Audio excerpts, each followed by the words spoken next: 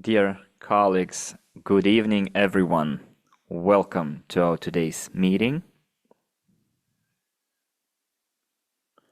Let's check the connectivity, whether you can see and hear me.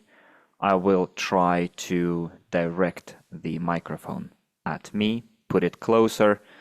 So let's give me a score from 1 to 10, whether everything is okay. I'm talking about the video and the audio. I'm seeing 10, 10, 10s. Someone says 12. Nikolai put a 2.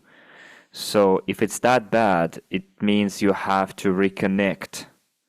Or something is wrong with your gadget because 99% of all other participants are fine. Okay, good. Friends, then we can start. Let me remind you, dear friends, that as usual, we are having our meeting in 3 languages, Russian, English, and Hindi. Please choose your language if it applies to you, and then we can start. It is the 19th of April. Thank you very much for waiting for me, because we started this meeting a little bit later because I was running late. So thank you very much for your waiting, for your patience. And today we are going to have a very important, very responsible meeting, because today we're going to look into a very big number of, I'd say, quite significant topics that have popped up in the recent week, which relates to the things that you've heard in my speech and overall during the meeting on the 16th of April. Ruslan, could you please remove the picture regarding the translation instructions? Yeah, because I think by now everyone has picked their language. It's going to be better this way. So friends, someone says, could you please add some light? Just give me a second. I hope this way is better, right? I turned on an extra light. If you want me to, I can turn yet another light. Because I saw someone has written that I'm in the dark here. I think this is too much. The second level, is it better this way? Okay, good. Okay, friends, then let's go back to the chronology, the timeline, because in what we're going to discuss, it is important to build the timeline of the information delivery from me as the head of the platform RSW Systems that I've been delivering in the last 2 months, and also in the context of the information that you've heard from me as the plenipotentiary representative of the company Global Transport Investment. And a lot of people probably misinterpreted or misconceived the information. So Claudia has written in the chat that you promised to talk about the new back office. Well, not exactly. Let me put it this way. I'm keeping a close look at what's happening in our crowd investing community. So I kind of adjust my meetings to the requests and needs of our investors. And the needs are the payout of remuneration and dividends, because a lot of people misinterpreted the information they heard on the 16th of April. Then we're going to talk about the singling out of high-speed technology, and then a number of organizational issues related to the development of the string transportation technology. Then let's start from square one, from the rules of our today's meeting, the regulation. So here's the rules. What I'm going to tell you today will be in reply to your request, to your questions, so that I would fully cover all of those questions. So it is my big request. I don't want to disable the chat because I will have questions to you, and I would like you to use the chat to give me the feedback. So right now we have 140 people in here. Do not ask your questions, please. I will speak on the topics that I've identified. After that, we will make a short 10-15 minute break, and based on the information that you will have heard, you will be able to ask your questions. So the second part will be dedicated to the Q&A. So during my speech, during my information, you make notes on your phone, on your notebooks. I use both, and then you go back to those questions and ask them. So this is the procedure. First, I talk. I can ask you questions, hoping to receive your answers in the chat. And then in the second part of the meeting, we will swap places. You will be asking questions, and I will gladly answer those questions. Do you agree with such rules? Because I don't want anyone to break those rules. I don't want to disable the chat. I would like to be as interactive today as possible. Okay, I see yeses in the chat, so thank you for your understanding. Now, friends, because most of our partners will watch this recording with this meeting as a recording, and there will be people who are out of the loop. That's why I would like to start with the timeline of questions, which are very relevant today. So the timeline is the most important or most discussed question this year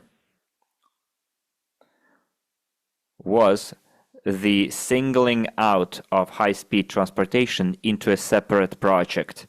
So I, as the head of the RSW Systems platform, when I learned about it from the news, although I did have an understanding what kind of a course the GTI company will take, but after I saw the official information, I conducted an explanatory meeting. I saw a lot of misconceptions, lack of understanding, so I dedicated a couple of more meetings. And I think overall we spent 7 hours on that, and many people missed that. So dear colleagues, those of you who are out of the loop, who will be watching this meeting as a recording, it's okay. Today's meeting will be a kind of a summary meeting of everything that has happened. After my 3 meetings, a decision was made to have yet another meeting initiated by our colleagues from SWC in order to give more information on this topic. Well, overall, about the development of commercial projects of UST, about high-speed transportation, HST, and do it together with GTI, UST, and SWC. We will have a similar meeting also with the representatives of UST, with the representative of GTI, and there will be Dr. Unitsky speaking there as well. But because all of us are in a kind of a one community, people who keep track of the development of the string transportation technology, many of you attended the event on the 16th of April. So give me a plus in the chat if you attended the event on the 16th of April. If you heard the information delivered there. Everyone who attended, please give me a plus. And I see lots of pluses in the chat. Well, I see almost practically everyone attending today's meeting was there as well. Good. Now I would like to clarify one very important point for you, Claudia, in response to your question why I'm going to discuss this topic and not micro and global. We will go back to micro and global as soon as we address the fundamental questions. On that meeting on the 16th of April, every speaker had its own time allocated to them. So Maxim Isyp, yours truly, speaking as the plenipotentiary representative and chargé d'affaires of global transport investment, exceeded the time allocated to me. So, and because of that, the information perceived by all of the investors into the string transportation technology was that I did not fully delivered the necessary information. Only 30% was delivered out of the all information that I intended to deliver, fundamental information. So unfortunately, I was cut out, or they didn't give me the chance to finish my thoughts, to finish my speech, so that I would answer all of the questions. And because of that, Sergey says, too much empty talk. Be brief. Sergey, I already told you that a lot of people will be watching this meeting as a recording. They are out of the loop. That's why I'm starting from the beginning. If you think it's all empty talk, then you can leave the meeting and then you can arrange your own meeting and then speak on point there. Because when you're too brief, you will realize, I will give you a real life case why being too brief is bad. So the first thing that I said on the 16th of April, and that was misinterpreted, is when I said that the group of companies, the holding company GTI, decided to pay remuneration as of 2025 in the form of 100%, provided that crowd investing model will still be used to fund UST. And many people understood this information in the following way, and many of you read it in our Telegram chat. A lot of people took it as if GTI is going to pay remuneration and dividends from the money brought by new investors. That's how people understood it, but it was taken out of the context, and I didn't have a chance to provide the explanation for my words. So going back to your request to me, Sergey, for being brief, I had a question, I gave a brief answer, but it was too brief. Some people took it as a Ponzi scheme, like a financial pyramid, and someone took it as it should have been taken. So even if I will take more time, I will still try to make it as clear as possible, to put it in the most simple terms possible, because in this way, my answers will be as extensive as possible to show the cause and effect, to show why certain decisions were made, and to provide substantiation to those decisions. Okay, Sergey and other colleagues, because a lot of people leave comments under the video that I'm talking too much, probably without substance. Well, guys, if you think I'm talking too much without substance, then why waste your time? Okay, let's start. Let's start from basics. And the basics are: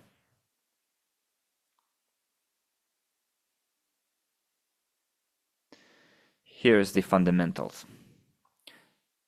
Remember, I promised to be asking questions and then expect answers from you. So first, starting from 2014 until now, what were you investing your money in? I'm going to put it in very, very simple terms so that we could together arrive at answers. So what have we been investing in since 2014?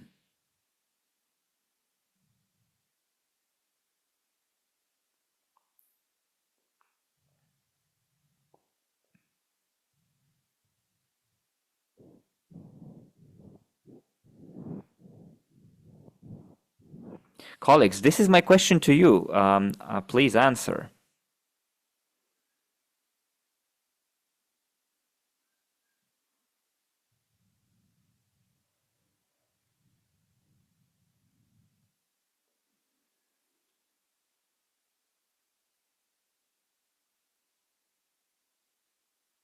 Okay. First, technology, string transportation, creation and certification of string transportation technology. String transportation technology, development of transportation technology, laboratories in Belarus and United Arab Emirates. Well, you're all right. So GTI is based on the intellectual property of Dr. Unitsky. So what will Dr. Unitsky's property represent if it is not funded? It will be 0.0%. You must agree with that. In the group, I think I pinned a message, whether it was yesterday or the day before, and I pinned it, which goes as follows.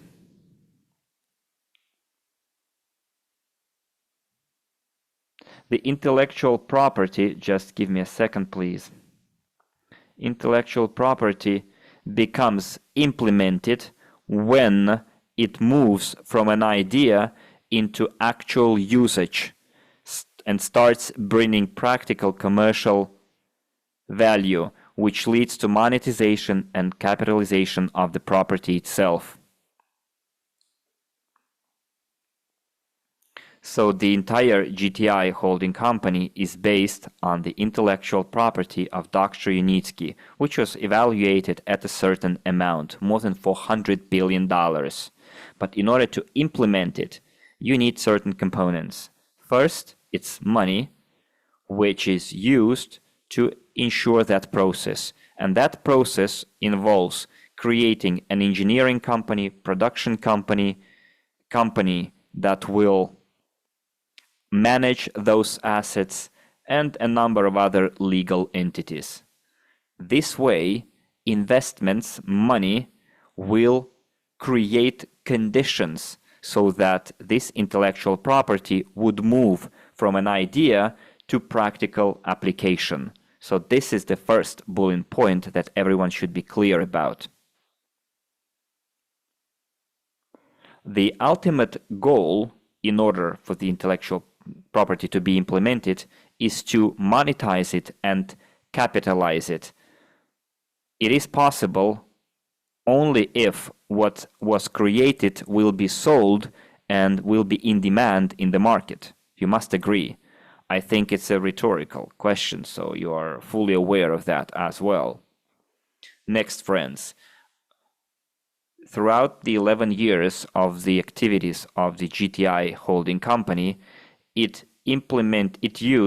sold 120 billion pre-IPO shares that encompass the intellectual property. This is its potential for capitalization, and this intellectual property is based on the string transportation technology. And as I said on numerous occasions, it is applied in three areas: urban passenger transportation, second, cargo or freight transportation, and high-speed transportation. So throughout the entire period of fundraising through crowd investing, because the company didn't have a proper land plot on both its sites where it has its R&D facilities and production facilities, be it Belarus, Ecotechno Park, or United Arab Emirates, there hasn't been any big enough land plot to implement high-speed transportation. This is the first factor. And the second factor is, you know it all, lack of funding. So if we're talking about the intellectual property, throughout the 10 years of operation of the engineering company, i.e. UST, we were able to achieve the implementation stage of only 2 out of 3, which is urban passenger and cargo transportation. I will be repeating my points from previous meetings, so please bear with me. We will be doing a lot of summarization. And because this decision was made, that GTI has decided to stop raising funds for the third project, which is the high-speed transportation, is because we didn't have a land plot and we didn't raise enough funds. So it was made clear that the money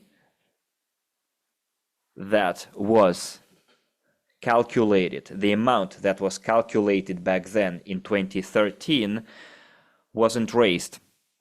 And it has been a lot of time passed with the inflation, with everything else, and what used to cost $1 is now costs $5. So it became more expensive. And it was logical for the GTI company to stop raising funds for this particular third type of transportation. And the declaration was published about it. So a lot of investors started asking the question, why it was declared that the high-speed transportation only used 1% of the money raised, and what are the proofs of that? So when we heard that question, what was done?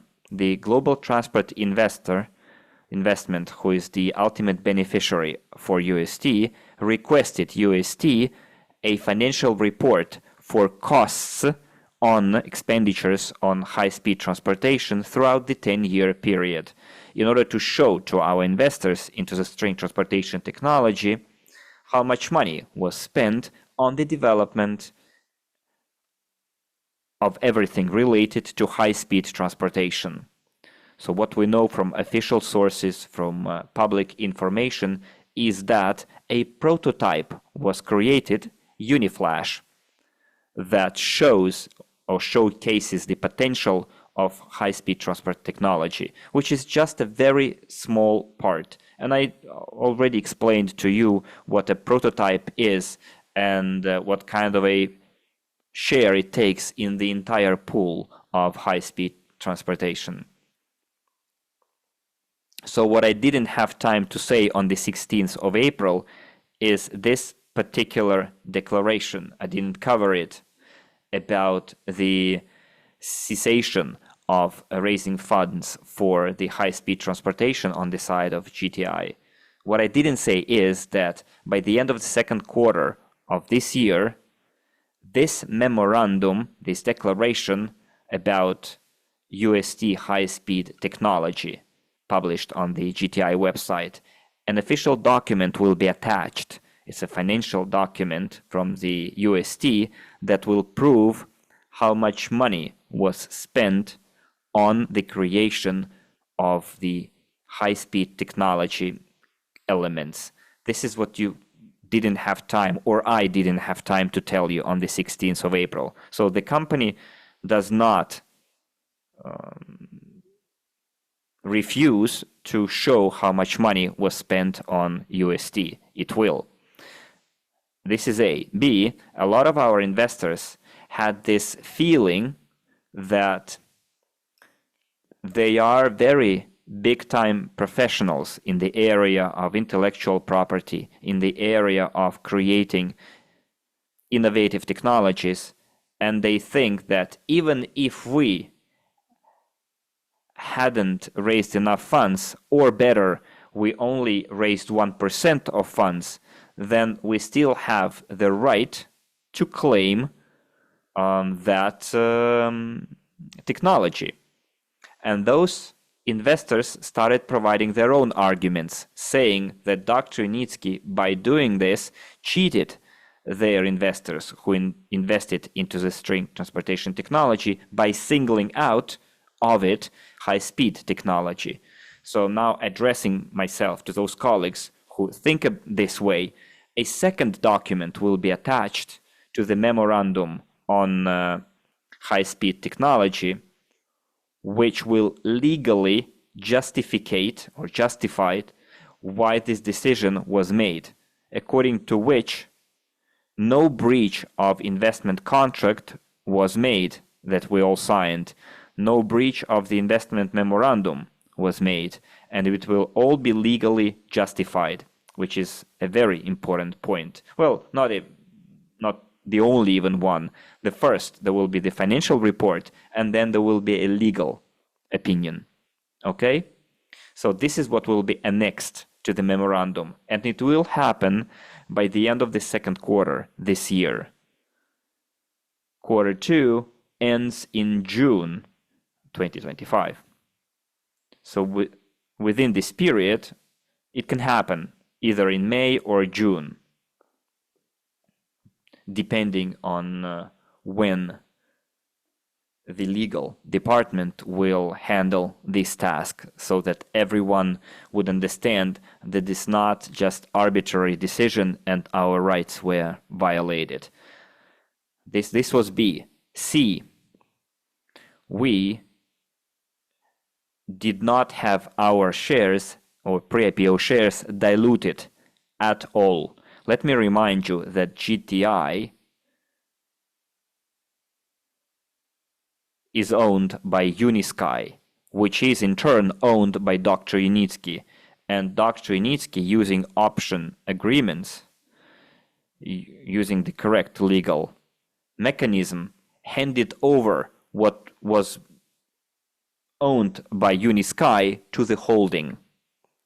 So GTI, as we know, there are 3 holdings, as we know, and each of those holdings has a certain number of pre-IPO shares, but each holding out of 100% pre-IPO shares, 50% and a minimum of 1 share is owned by the author of the technology, Dr. Yunitsky.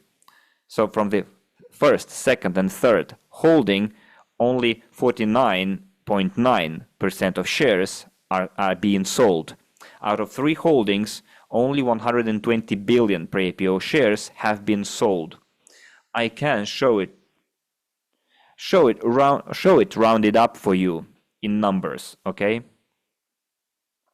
Tell you.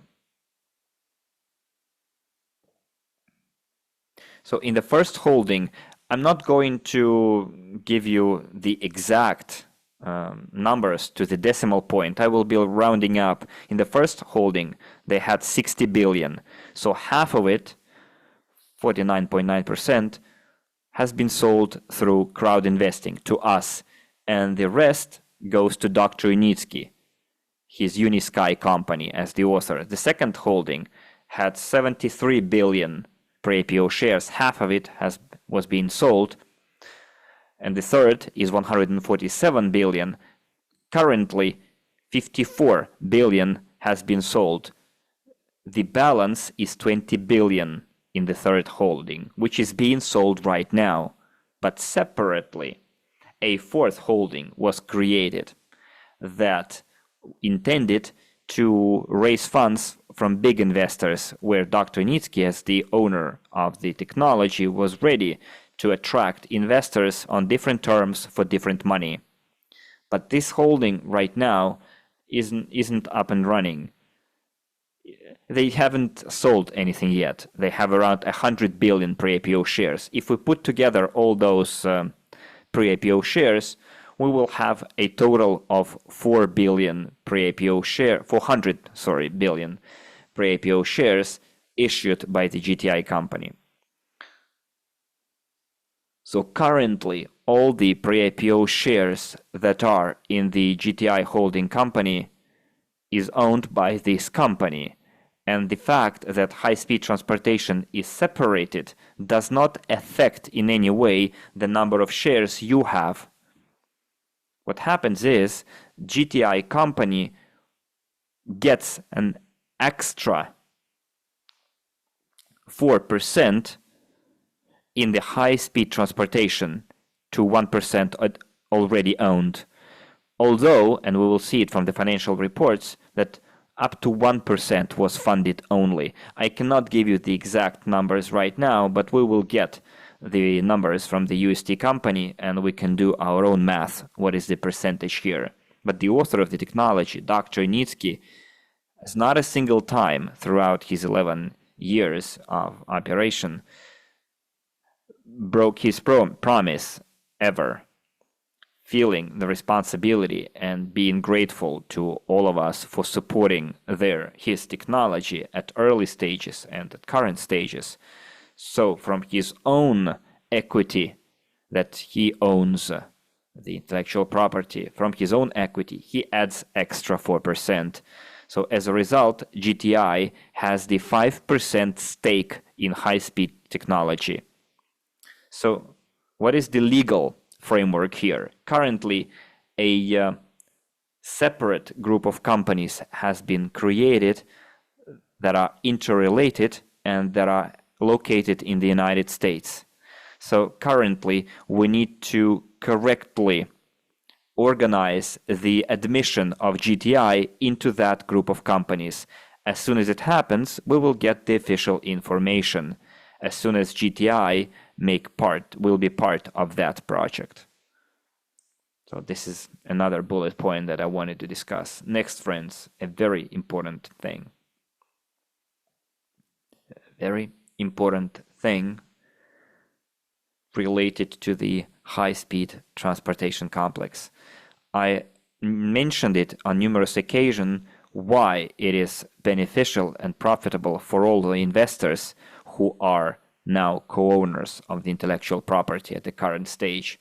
What has been achieved so far by the company thanks to the correct focus on what can be created faster? And I'm talking about urban passenger and cargo transportation. On the territory of the United States, a hub will be created. A hub to showcase Dr. Initsky's technology. It will be a UST hub. Or to better put it, it's a high-speed technology hub, but the overarching task will be to show on the new continent to the entire world the entire complex of the string transportation technology, to show that it's a sector. And the sector encompasses all of the elements that are part of that complex, of that sector. If we take a car making industry, for example, it is not only about making cars. A sector and industry comprises all adjacent areas like building of roads, building of overpasses, maintenance shops, filling stations, gas filling stations, certain traffic rules, if you will. So all of it taken together creates a sector, forms a sector. So in order to showcase the entire sector, which will include high-speed transportation, which is the most difficult task and which will become the flagship technology, this hub will showcase both urban passenger and cargo transportation and how they fit into the high-speed transportation system. So all of it will be implemented by the current engineering company that was created throughout the UST operations. And they will take care of the design work, the UST engineering company, which is String Technologies Inc. But not only, other companies that are part of the group of companies of UST will be involved. So going back to what kind of works they're going to do, they will design the hub.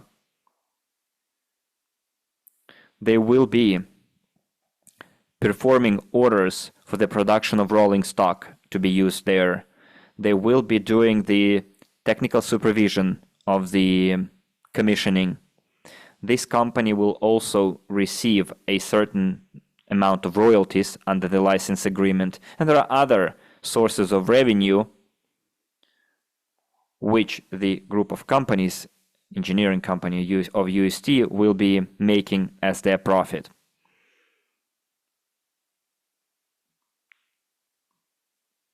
So if the high-speed technology hub is to cost at least $700 million, then if we take 20% out of it, which will be as revenues for the engineering company, is 150 million,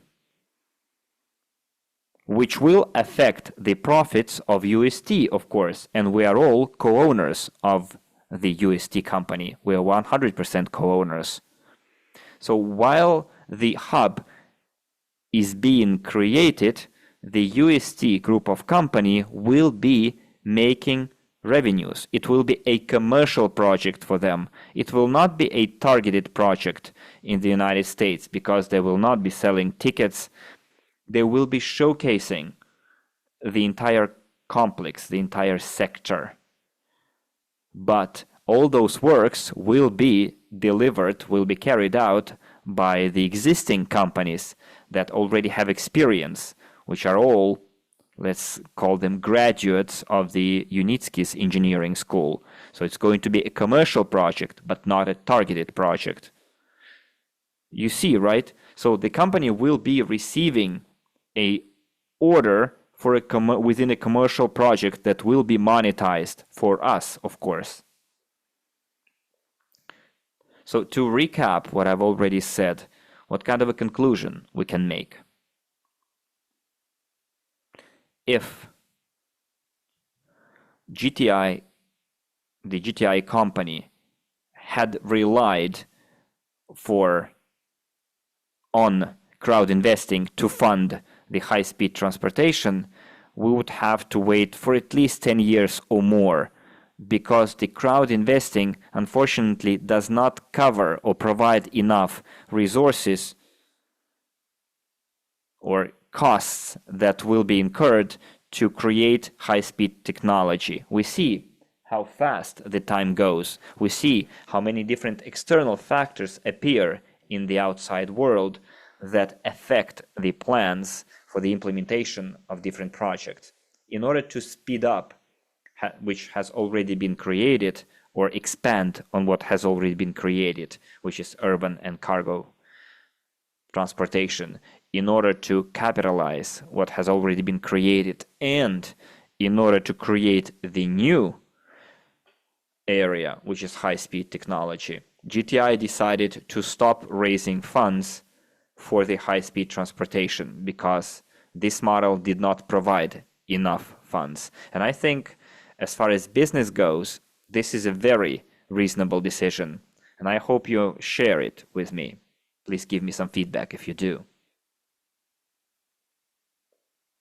But please be on point. Do not ask counter questions. Just tell me if you are clear about it or not. Either yes or not.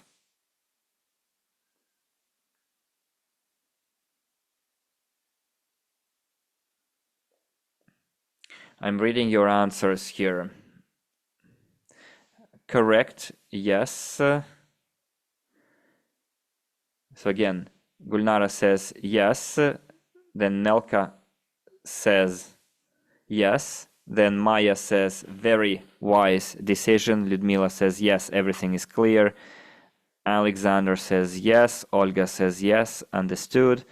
Unitsky was right. Understood. Then someone says clear, it's a wise decision. Bayan says understood. Han wrote seems reasonable. Okay, I guess you are on the same page because I don't know what it means, but I hope you are with us. Then understood. Carmen wrote very clear. Then Stefka Stoyanova says yes. Then yes, yes, yes. Vlastimil Lisak says it is clear. Now let me see what actually Mr. Hans said. Just give me a second, I will have it translated.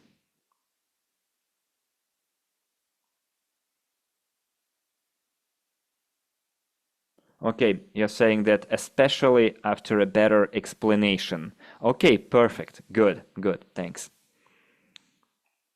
Yes, yes, yes. Then Slava says, if high-speed transportation had been funded using crowd investing, that what stake GTI would take. It was written by Slava. which can be both a male and a female name, so I'm sorry if I'm misgendering you, okay? So Slava wrote, if high-speed transportation had been financed using crowd investing, then what stake would go to the GTI company? Oh, remember at my first or second meeting dedicated to this topic, I suggested, like colleagues, so we are like 500, 600,000 people, investors. So if we all invest $1,000, it's just a ballpark estimate. So let's say 500,000 investors, we multiply it by 1,000, we get $500 million. Under this condition, provided this condition is met, we would have funded the entire technology and we would get the 80% stake in the high-speed transportation or 75% stake in the high-speed technology. If we had funded even more, we would get the entire 100% stake in it. But that's not the point. Okay, just let me read all the comments first, and then I will get back to it. So as Mr. Sukhodoyev said, we'll have to wait 1.5 years more until the 15th stage is over of funding. Well, not exactly, but I will go back to it. Then we see yes from Nadezhda, then Farid said yes. Khan gave me 3 thumbs ups. Goodwin Chucks wrote yes, and then Suraj gave a comment in English.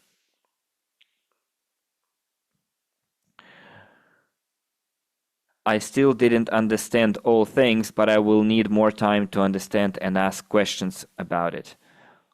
Well, Suraj, that's what I said, that first, in the first part of the meeting, you listen, and then at the end of it, you can ask your questions. You know, some of our colleagues write, like Maxim, we realize that you do not want to answer uncomfortable questions, or Unitsky doesn't want to answer uncomfortable questions. Let me assure you, dear colleagues, those people who think this way, there is no such thing as uncomfortable questions.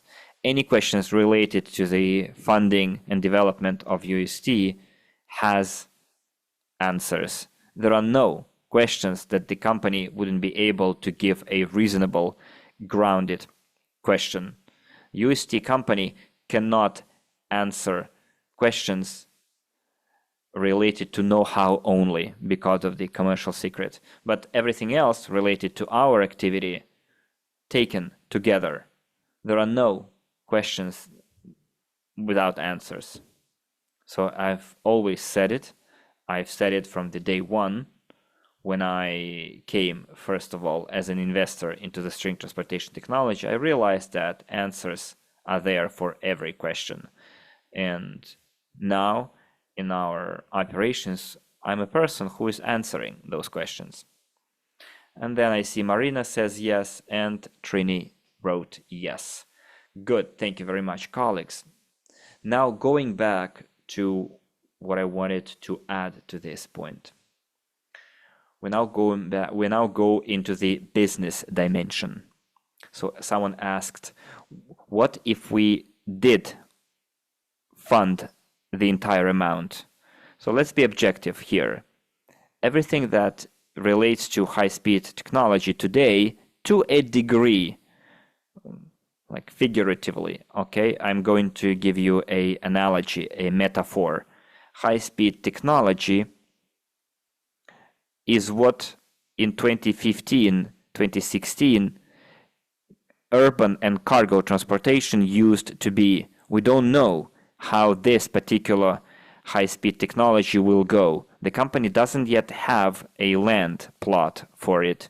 Let's assume that all the stars align and the company in the United States will find a piece of land in any way, either buy it or rent it, doesn't matter. So in order to move forward, you need to have 2 processes in parallel. Process 1 is funding, 3 processes. Process 2 is to have the appropriate land, And the third process is to design everything that Dr. Initsky has planned, which will take at least 2 years if all the stars align. Next. All of it then will have to move on to the construction stage. Dr. Initsky is a unique personality. He is a true genius, and he can do it in parallel, all of it. He can, at the same time, start the design, even start the construction, and also conduct negotiations and legal procedures. But not everything depends on him only. There are a lot of external factors out there. We don't know what kind of a political situation will be in the United States in 2 or 3 years and what will happen. So what I'm driving at here is that we need to be objective. Objectively, this entire process might take 5 years. Just see how many years it took to create 2 R&D centers. The first result could have been seen in 3 years, in 2018. So it took Dr. Initsky 3 years. We had the first signs of it. I think in 2018 we had 5 or 6 different types of rolling stock. And then it took 3 or 4 years to create the same in the United Arab Emirates. How it's going to go in the United States? Well, hopefully it's gonna be quick. But now, after 1 year, after this jurisdiction was chosen, this country was chosen, the company still doesn't have an appropriate piece of land. So let's not count the chicken before they hatch. Chickens. So if we had invested into the string transportation technology and it hadn't been brought to the capitalization, then our investments wouldn't be meaningful. If Dr. Initsky hadn't been able to create an engineering school and to create 2 commercial products, passenger and cargo transportation, then without it, our pre-IPO shares wouldn't be worth anything. So intellectual property is worth something when it translates into a product that in its turn is in demand in the market. And now, moving gradually to the memorandum on the dividends, or declaration of dividends, and the hype that was created around my words. So based on what the company can start paying remuneration or share profits? It is my question to you, dear colleagues. So based on what or from what the company will be able to share its profits?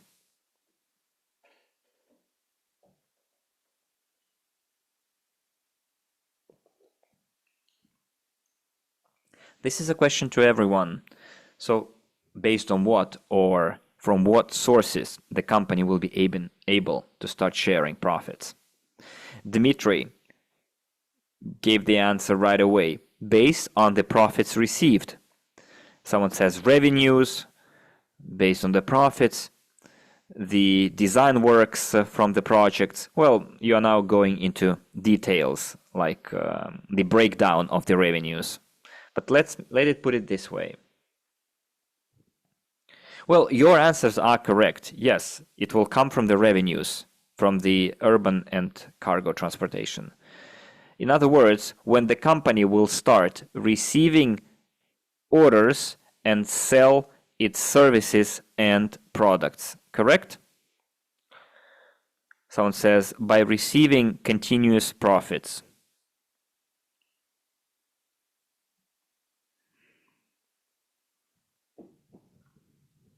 So here's the deal, colleagues. Let's go back to another problem area.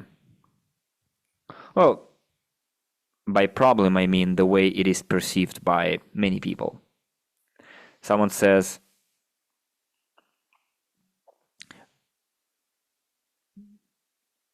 from profits. Yes, I'm talking about the remuneration and profit sharing. A lot of investors have been led astray by the misinterpretation of the Dr. Initsky's report for 2023. In 2023, and I would like to just build you the timeline. related to the company getting ready to start sharing profits and receiving, of course, revenues. In 2023, Dr. Initsky declared that by 2025, the company is planning to create a financial legal mechanism to start paying first remuneration. That's what he said, right? In 2024, like 4 months ago in December, he confirmed that the company keeps on creating this financial and legal framework to be able to pay remuneration. Now, in 2024, in summer, in between those two videos published by Dr. Initsky, GTI company, which is the ultimate beneficiary from the UST group of companies, the GTI company declared and described the criteria under which such scenario is possible, which was published in 2024. It hasn't been even 1 year since then. And why I said misinterpreted by our colleagues, that everyone is waiting and saying that this year the profits will be shared, that the payment of remuneration will start. So this incorrect interpretation or misinterpretation was spread across all the chats and groups and opinion leaders, and to a certain extent it was said even by people from I didn't expect it, because I thought they were clear about it. So let me give you a case from a dialogue, yesterday's dialogue in our chat. If you read the chat over the last 2 days and read my replies to the questions asked in the chat, guys, give me some feedback whether you read the entire conversation. I see Maya gave pluses. She must have followed and read the entire conversation in the chat and heard the messages. So only 2 people out of 180 people, Yelena read and heard. Then Irina, Tamara, Mariam. Okay, good. So let me give you this case as an example about misinterpretation of what Dr. Initsky said. I'm not going to give names right now, not going to tell the name of the investor who said. So in order not for it to be just a hearsay, I'm giving you the exact quotes, how it was interpreted and what was the mistake by this investor by misinterpreting Dr. Initsky's words in his 2023 report.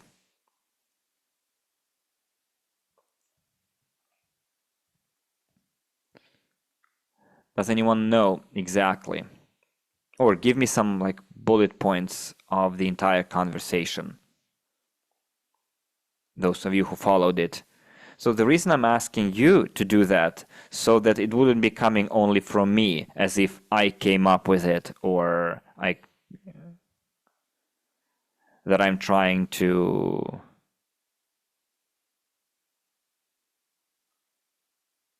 confuse you or anything.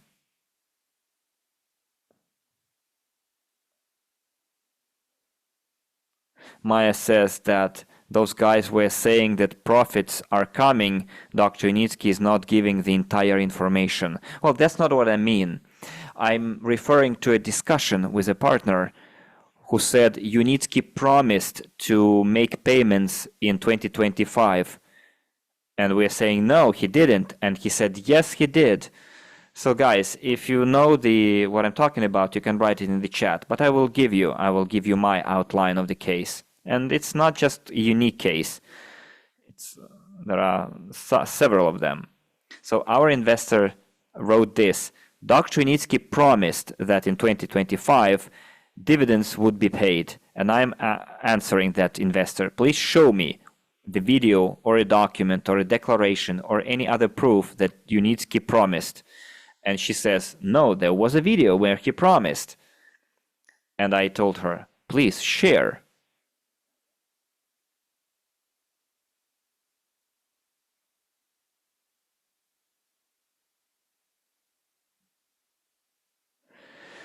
So someone shared a big message. I will come back to it. Please do not interrupt me, okay?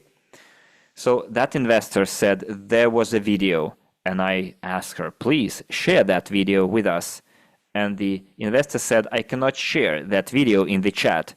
And I asked her to share it with me directly, and I will republish it in the group. And I did that. So the investor gives me the last words in that report where Unitsky said that by 2025, a financial legal mechanism will be created to make the company to allow the company to pay the remuneration, that by 2025 the mechanism will be created.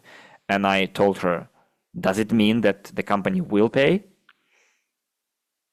And then we started DMing each other, and the client realized that she was wrong. And then she asks me, please tell me when dividends will start. Will there be dividends? And I invited her to this meeting. Hopefully she's here now, and I will answer that question, etc. So this, let's say, and also she wrote to me,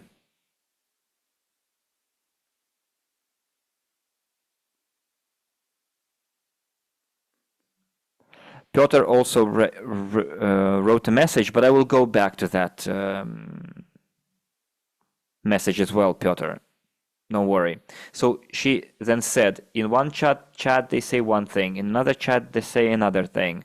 And I'm asking her, what chat did you read it from? And she said,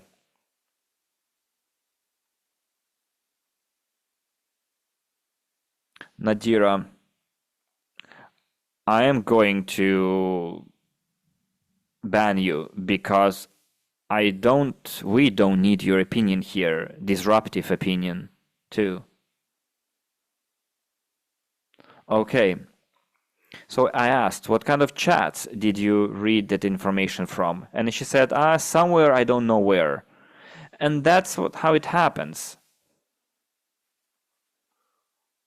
And is happening throughout the entire period where information heard the information they wanted to hear instead of hearing and seeing the information as is. Nowhere did Unitsky or the company say that they would start paying dividends in 2025. Now I'm going back to the remuneration. Our guideline document here, and look, in order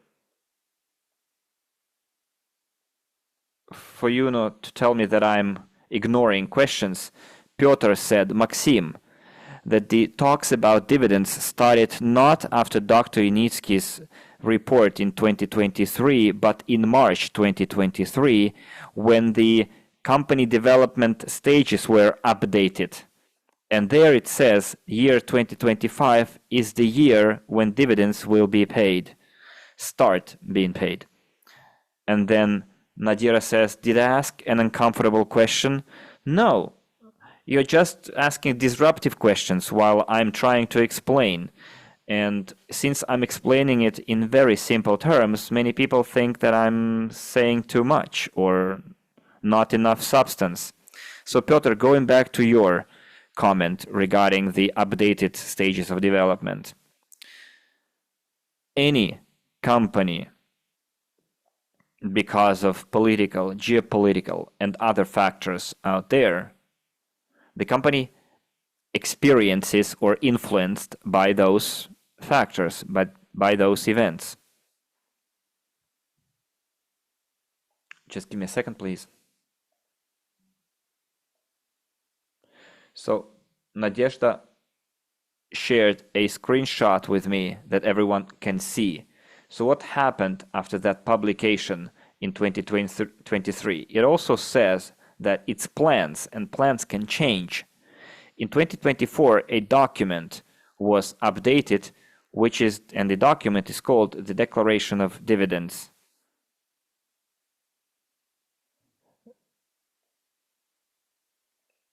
and we are all subject to those changes. So let's take the recent information, official information regarding the payment of dividends, or to better put it, remuneration. And let's take a look at it. And this document is the Declaration of Dividends, published in 2024. And if we scroll down, which is very, very important point,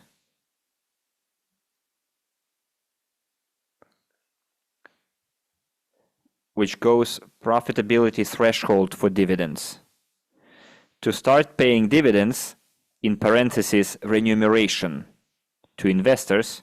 Okay, let's start over. To start paying dividends, remuneration to investors, the income of GTI and the portfolio of the UST group of companies must exceed the cost of financing operating activities by 40%.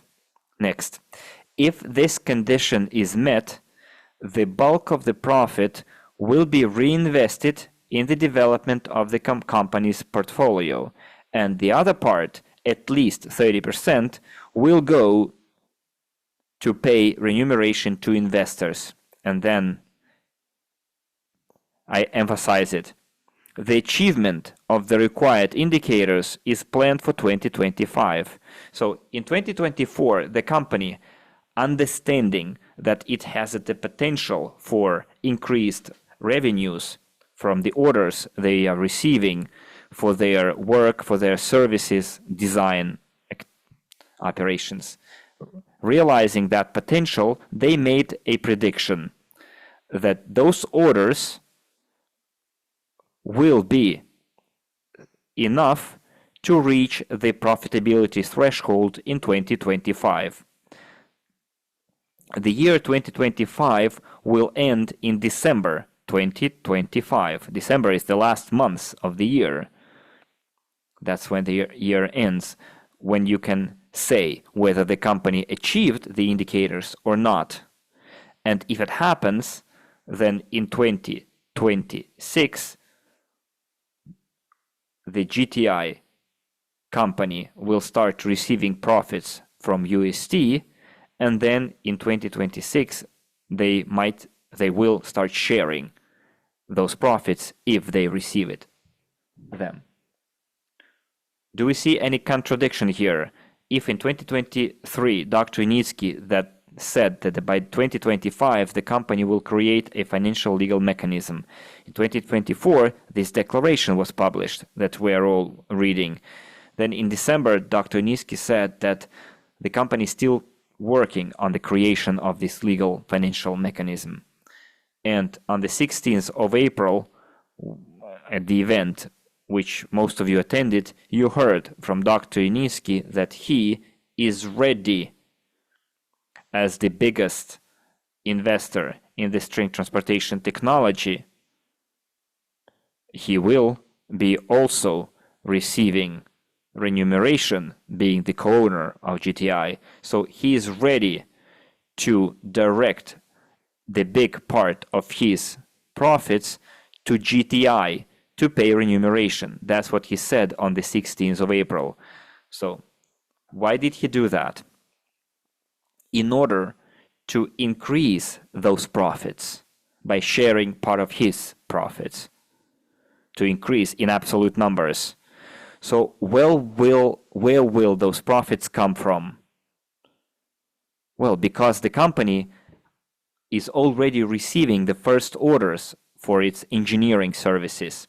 Also, the company has a commercial project called Unilight that starts generating revenues, income, for the UST group of companies.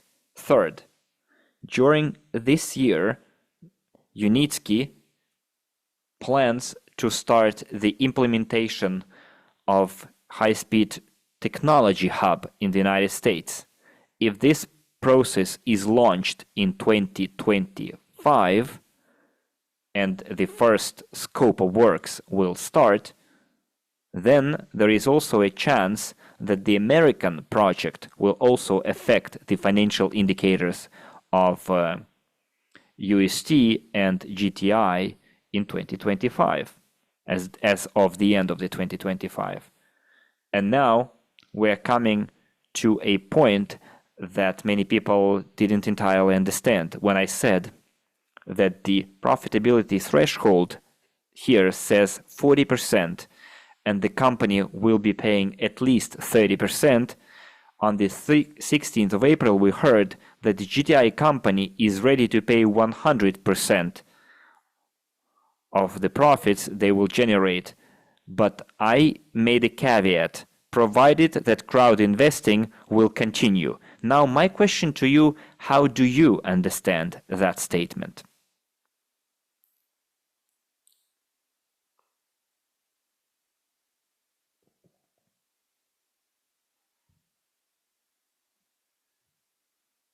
So Piotr commented, "Thank you, Maxim. Plans are plans. It's not a 100% like statement, truth." Exactly. The text of the declaration and the reports of 2023 and 2024 are clear, and I agree with you. So Sergey says, "We understand there is no guarantee." But what do you mean by guarantees? Oh, I'm trying, guys, to understand how Irina wrote, "We need to attract new investments." And my follow-up questions, why? I want to take you to my understanding, what I mean. Gulnara wrote that we will have investments for further development. Now you are almost, there. You know the game, like when they say cold or warm. So you are getting warmer here. Let me give you another hint. Dear colleagues, this is a very important question. We have like 182 people here. Attracting all the new investors to further development, Maya wrote. Olha says to implement high-speed transportation. No, for now, high-speed transportation is no longer funded by GTI. High-speed transportation will be funded, among other platforms, through Micron Global as well, but not GTI. Dmitry, bravo, finally. We have two Dmitris who gave the correct answers. So here's what they wrote. Just give me a second. Dmitry Sorokin wrote, "New investments will be spent by the company to develop, and they will pay remuneration from the profits." Exactly. Dmitry said, to improve the technology. And now, going back to the memorandum or declaration on dividends. Look, and now I need your 100% attention, okay? Like drum rolls. Read every single word. To start paying dividends, remuneration to investors, the income of GTI and the portfolio of the UST group of companies must exceed the cost of financing operating activities by 40%. So what is operating activities or operations? Oh, no, let's put it in a different way. Let's take a step back. I'll make it even simpler. So what does the group of companies UST do now, including the marketing companies, the String Technologies Inc. and the SV plant production facilities? What are they doing now? First, the engineering company currently has so far created two products that are sold by the marketing company. The company has 4 marketing representative offices across the world. So the company created a product and starts to promote it in the market, sell it in the market. So What is operating activities or costs of operating activities? It's salaries of the personnel. It's payment for all the licensed software. It's upgrade of machinery, replacement parts, maintenance. All of it is operating activities. And the income should exceed those costs by 40%. And we're talking about at least $1 million or even more of costs on all such operations. Next, if this condition is met, the bulk of the profit or revenues will be reinvested in the development of the company's portfolio. And the company's portfolio is about the diversity of rolling stock, infrastructural tracks, and also increase of personnel, because when you have more orders, you need more people to carry out those orders. So going back to the questions, to the answers given by Dmitry, Gulnara also wrote, we still have not implemented test tracks. Exactly, this too.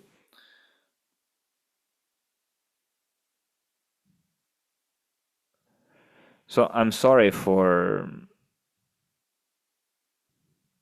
jumping probably from one topic to another here, or from one comment to another, but they are important. So we want the companies to start sharing profits, right?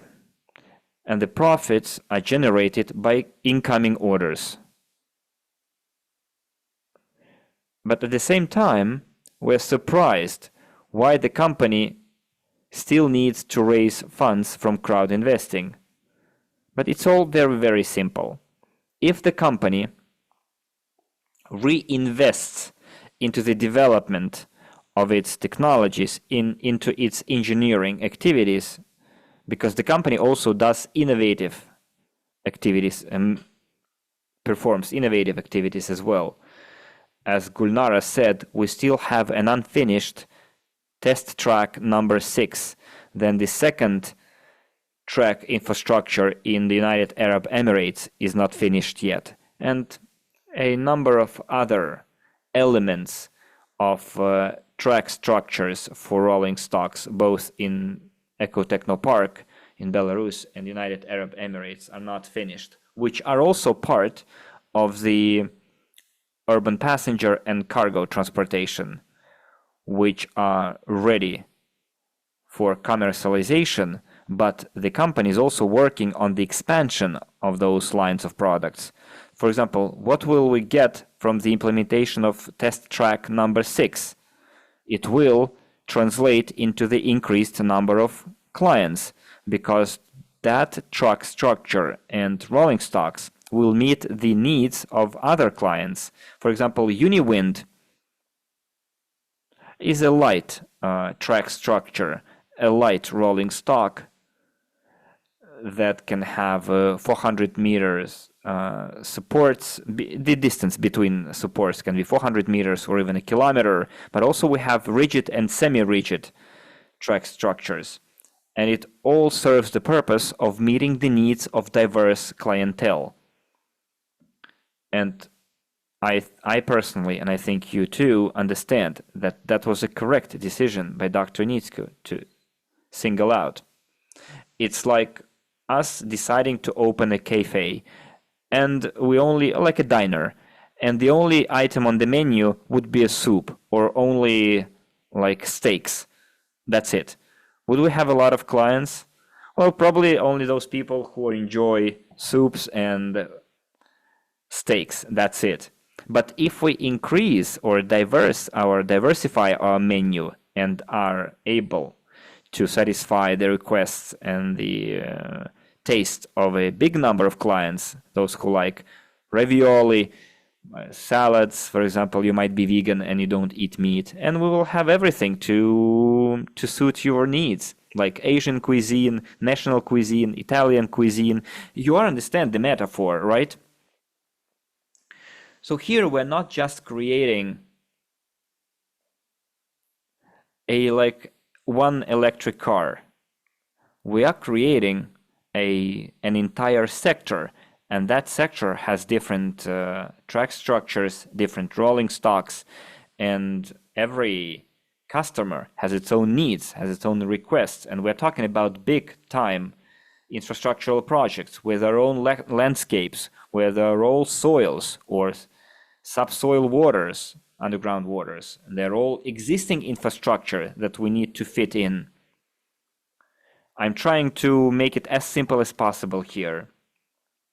And in order for the company to finalize or improve on the assortment, on the range of products, of commercial products such as cargo and passenger transportation. Still, Dr. Initsky says that the company is ready to share the profits in the amount of 100% without reinvesting into the innovative activities of the UST company. But for that to happen, right now we have 20 billion pre-IPO shares unsold from the third holding and 50 billion more shares, pre-IPO shares, in the fourth holding. So if we attract investments from crowd investing, then the costs of, remember, those operation activities will be covered. So there will be no need to reinvest in the development. So the new investors who will get a share in the GTI, a stake, will fund the innovative activity, and the profits generated by the company from 3 different sources, and I will tell you what kind of sources, will be paid, shared with the current investors, including the new investors, but not from the money raised through crowd investing, but from the profits that will officially be reflected in the books and will be audited in the books. And when people in the chat, illiterate people, say that Maxim Isyp said, put it like it was a Ponzi scheme, it's a financial pyramid, I'm sorry guys, but only illiterate people could have said it. Yes, our colleagues from SWC didn't give me enough time to explain it to you like I'm explaining it right now. But also please use your own heads, reasonable thinking. You should also understand how things happen in a company, and you have all the documents in front of you. So if the company needs funding for innovative activity, it needs to take that money from somewhere. And now, how to do that? Either reinvest the profits or share those profits with us. And we want to eat the pie and have it too. I'm talking about the people who are indignated and complaining. People want both the profits to be shared, and they don't want to have crowd investing anymore. That's not how it is, and it can't be this way. The company needs to move on. The company needs to develop. Remember the story of Steve Jobs. Their investors were also upset, or the so-called council of directors, the management board. See the movie, The Empire, what is called? Empire of Temptation, I think. See, it's a kind of a biopic movie, and their investors or the board of directors weren't happy that Steve Jobs is reinvesting in the product development. In other words, they are telling the genius how to do it better, because the only thing they were capable of thinking is business. And when Steve Jobs left the company, they were on the verge of extinction. And when he came back, and he was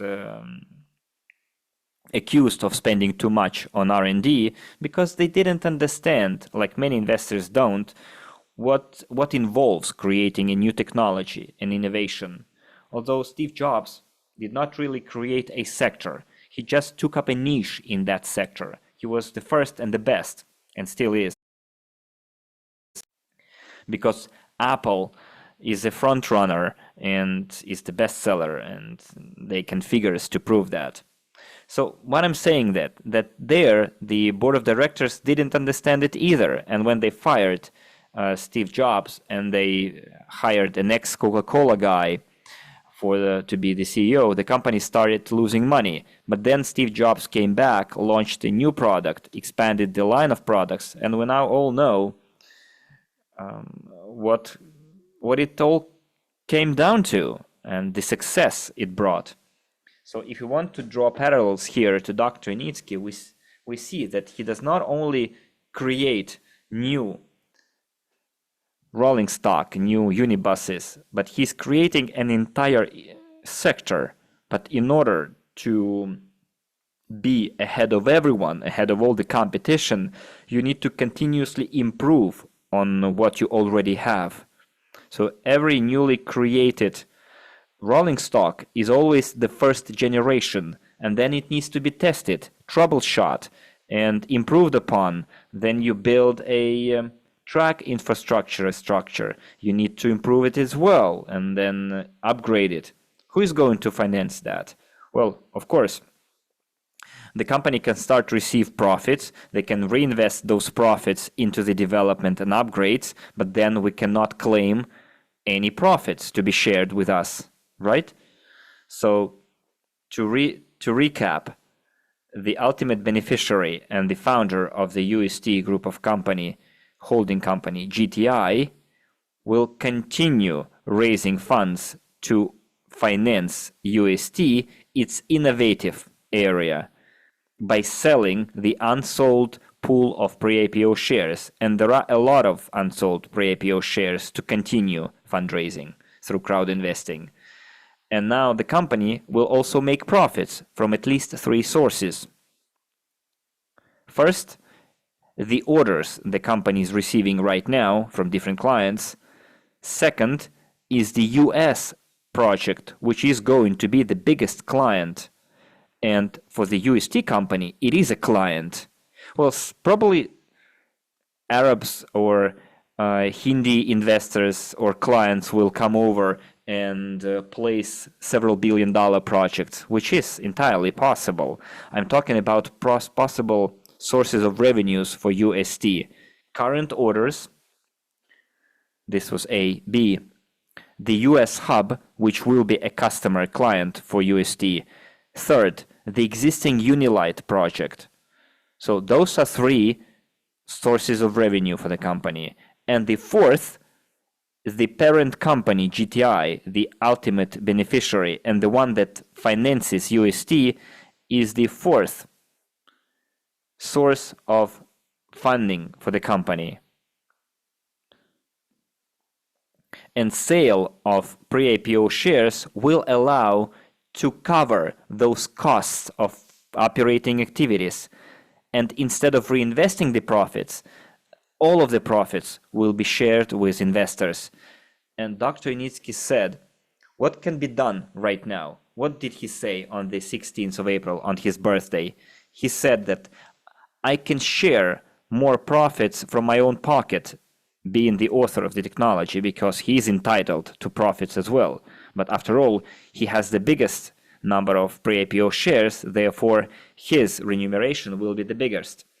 And he is ready to give away a major part of those profits with investors, and will be doing so until the company reaches stable financial indicators or stable profitability. And we shouldn't expect Dr. Initsky to be doing it forever. He doesn't have to, but he's doing it as a token of gratitude to everyone and as a sign of responsibility for the project that he embarked on. Now, if we try to recap everything here, so with this model that I've just explained to you,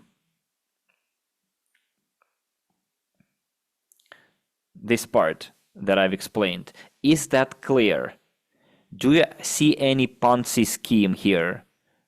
Do you think I, being a person who've been into the development of the string transportation technology could have said that we're going to pay remuneration from the money of the new investors. This is a pure Ponzi scheme, if I did mean and say that.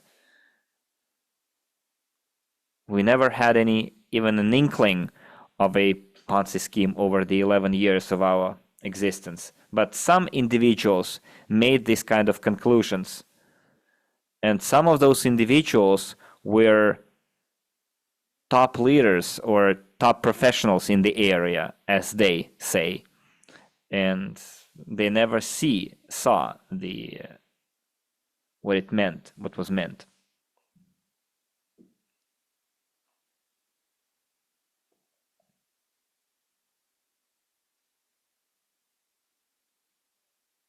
So Bayan, says they don't want to understand. Exactly. If a person wants to make hand a tail, they will do so. They will get the answer. But if a person doesn't care, they're completely indifferent, then they will hear what they want to hear. If I made a mistake yesterday or the day before in the chat, if I misunderstood our colleague regarding the sale of pre-IPO shares, probably I didn't read attentively enough. I apologized. I said, "Dear partner, I'm sorry. I misread," and then we shook hands. If I make a mistake, I admit those mistakes. And some of our people, even if they see the clear-cut answer, they are still arguing. Let me read your comments. Of course, there is no financial pyramid. Thank you, Dr. Nitsky was written by Mr. Han. Gulnara says everything clear. Nadira, I will get back to your question in the end. Someone says, yes, everything is clear.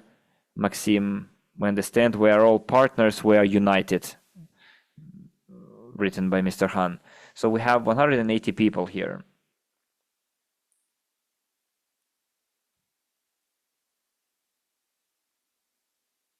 Nadezhda says you are deleting comments that you don't want to read. What did I delete? I didn't delete anything. I answered your question. For some people, my words were enough. And some people require even more explanation. I don't want to offend anyone. Nadezhda, look. You shared the memorandum with me, implying that one thing was promised and it wasn't delivered. But look, in the end of the memorandum, it says, in this case, white on black, at the very end, GTI emphasizes that the information contained in this declaration is preliminary and forward-looking. GTI reserves the right to update information depending on the status of the portfolio of the group of companies, provided that investors are necessarily informed of any changes. And that's what we're doing. We're informing of changes. And if I said the company decided to pay 100% of its profits to share, then we will have an updated investment memorandum by the end of Q2 for this particular paragraph and other paragraphs, because the company decided to do that for the sake of investors. Those two paragraphs will be amended, and with the explanation why they were amended. So the company is not renegating on its words or promises.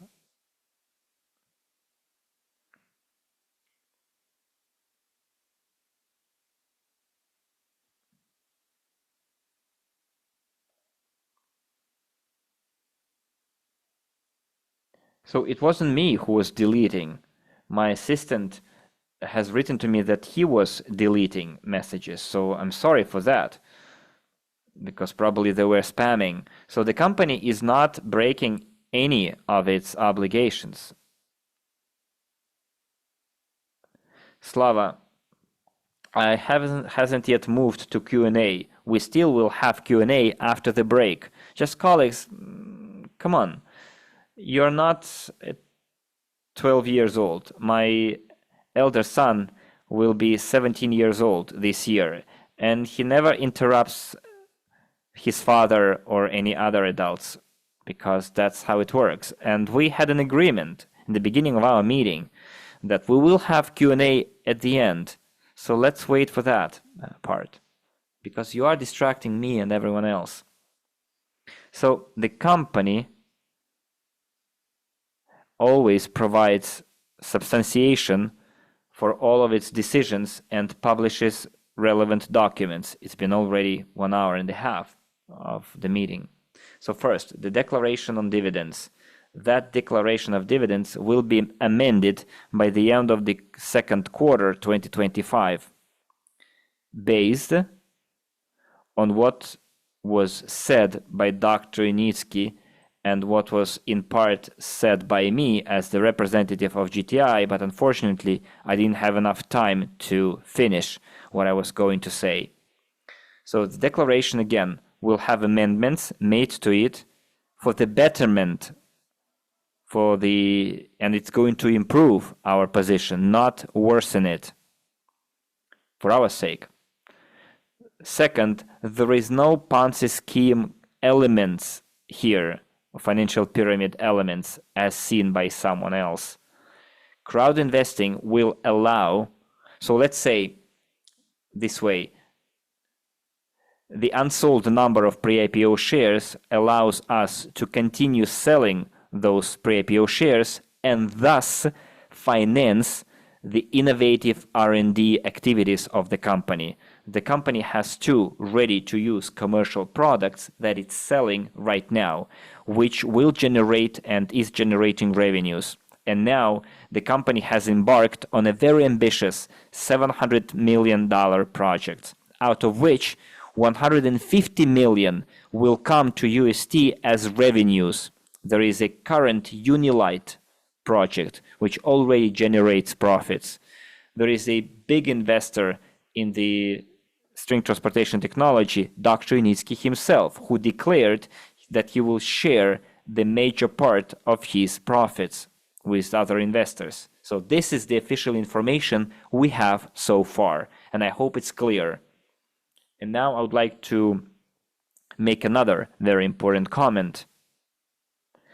It is important to note, well, scratch that. Let's start over. Let's make a break. How long do you want this break to be? 10, 15 minutes? Because I will have 2 points to cover. The countdown that was announced on the 16th of April, it's point 1, and point 2, let me remember, it's the reorganization of the 15 stages. So those 2 points I will cover after the break, and then we will start the Q&A session, okay? Because I ran out of water, I will have to refill the water and then give away some water. So someone says 10 minutes, a 10-minute break. So it is 15 minutes to 8 in my place. Let's resume in 15 minutes. I need to freshen up, get some fresh air. So we will have 2 very important points to discuss, which were misinterpreted, the countdown and what stands behind it, and under what conditions it is possible. And I will explain it as the representative of the GTI company, because I will be commenting on it as the representative of GTI. This is what I wasn't able to deliver on the 16th. So in 14 minutes, we will all come back here, okay? So I will put the record. Okay, friends, let's continue with the second part of our today's meeting. Let me take 3 to 5 minutes to recap what has already been said, the key points here. Okay, so point number 1. the holding company GTI decided that high-speed transportation will be a separate project. No pre-IPO shares have been diluted. The four holdings still keep all the shares. The company has sold 120 billion pre-IPO shares. We still have 20 billion pre-IPO shares to be sold from holding 3 and 50 billion from holding 4. So those pre-IPO shares will still be for sale. Just give me a second. Nadira, goodbye, because you are again disrupting with your comments, so I'm gonna delete it. So the pre-IPO shares are going to be still for sale for the company to be able to conduct its innovative activities to finalize the works related to the urban passenger and cargo transportation. We are talking about here the completion of the test track number 6 and everything related to it, works in the United Arab Emirates. The implementation of those pre-IPO shares will allow GTI Holding to finance the UST, those works for UST. At the same time, GTI made the decision, based on the financial results of 2025, to start sharing its profits in 2026. The biggest investor in the technology, Dr. Unitsky himself, who is also the beneficiary of the GTI together with you, because his technology is being sold and he invested most of the money in it. So, from the revenues that will be received by him, income as a big investor, he is ready to share those profits as a remuneration to other investors. He's ready to share his own income. So the declaration of dividends published in 2024 will be amended, and all those changes will be legalized and published on the GTI website. All of those decisions were made for the sake of all of us, for the benefit of all of us investors. As for the separation of singling out of high-speed transportation into a separate project, and the fact that the GTI company stops raising funds for this project because this model wouldn't be able in the next 10 years to provide enough funding, the decision was made to implement it using a different financial model on a different jurisdiction, different territory. There will still be crowd investing, but not in the same shape or way as it is now. So there will be a hybrid, a combined fundraising model. And as soon as the legal conditions are met for GTI to become part of that holding, we will know it. On the GTI website, this information will be published.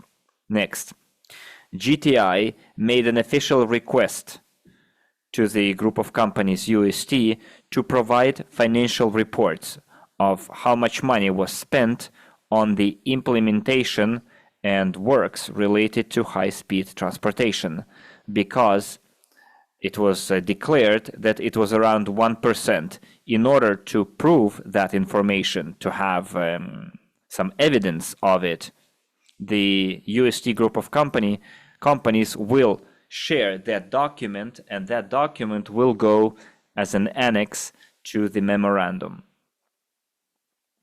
This is A. B.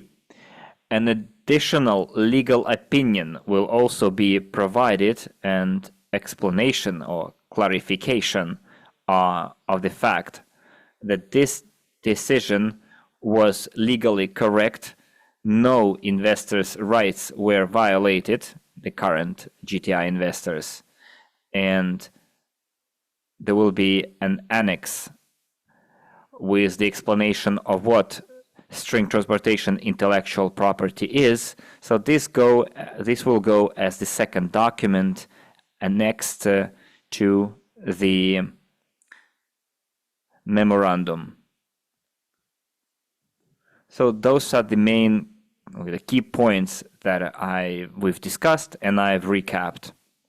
And another important point that I've explained and that not everyone understood, or better misunderstood, completely misunderstood on the 16th of April, is that the sharing of 100% profits by GTI will happen if we continue selling pre-IPO shares that will cover the innovative activities of the company, the engineering technical activities, to complete the non-work in progress, non-finished projects such as test track and project in the United Arab Emirates. So in this way, the company will cover its costs. So GTI will use the funds raised to finance its innovative activities. And then instead of reinvesting the profits, they will share the profits with their investors.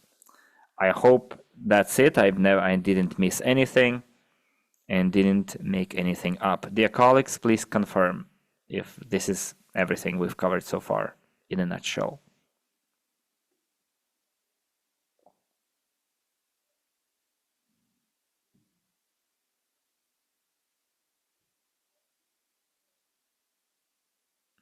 Okay, dear colleagues, is everything clear? I tried to summarize the key points that we've been discussing for the last 1 hour and a half. Good, good. Now, what other unanswered questions we have that you expected to hear on the 16th of April, what I didn't have time to say? So our colleagues from SWC showed the initiative. Dear colleagues, once again, please do not ask your questions while I'm talking. Our meeting today consists of 2 parts, as I said. First, I cover the key points and answer the questions that you've been asking in the chat, because I'm taking note of all of those questions. I'm giving answers right now. So probably after I am done talking, you will have no more questions. And if you still have them, you will ask those questions in the end, okay? So it's been like 5 times I've already said this. I don't want to disable the chat because I want to ask you questions as well. So we agreed that first I will ask questions you, and then you will be asking questions to me. Okay, so our colleagues from SWC showed the initiative and declared that they would like to announce the countdown for the completion of the 15th stage. That's how they announced it. So let's try and break it down. So what the 15th stage is all about, or revolves around. So let's try and use our logic here. What kind of changes needs to happen in the development of GTI? So what does the 15th stage revolve around?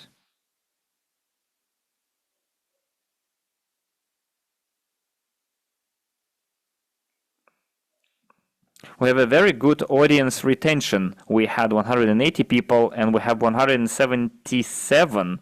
Like 100% of people are still here of the original audience, and nobody is tired for working 2 hours straight. Good. So Dmitry says someone says around IPO and going public. No, we will touch upon that, but not yet. Dmitry said round away. it revolves around high-speed transportation. Now the question is, if GTI company decided to stop raising funds for high-speed transportation, does 15th stage still have any significance, legal significance or substantial significance? If the 15th stage is dedicated to the funding of high-speed transportation,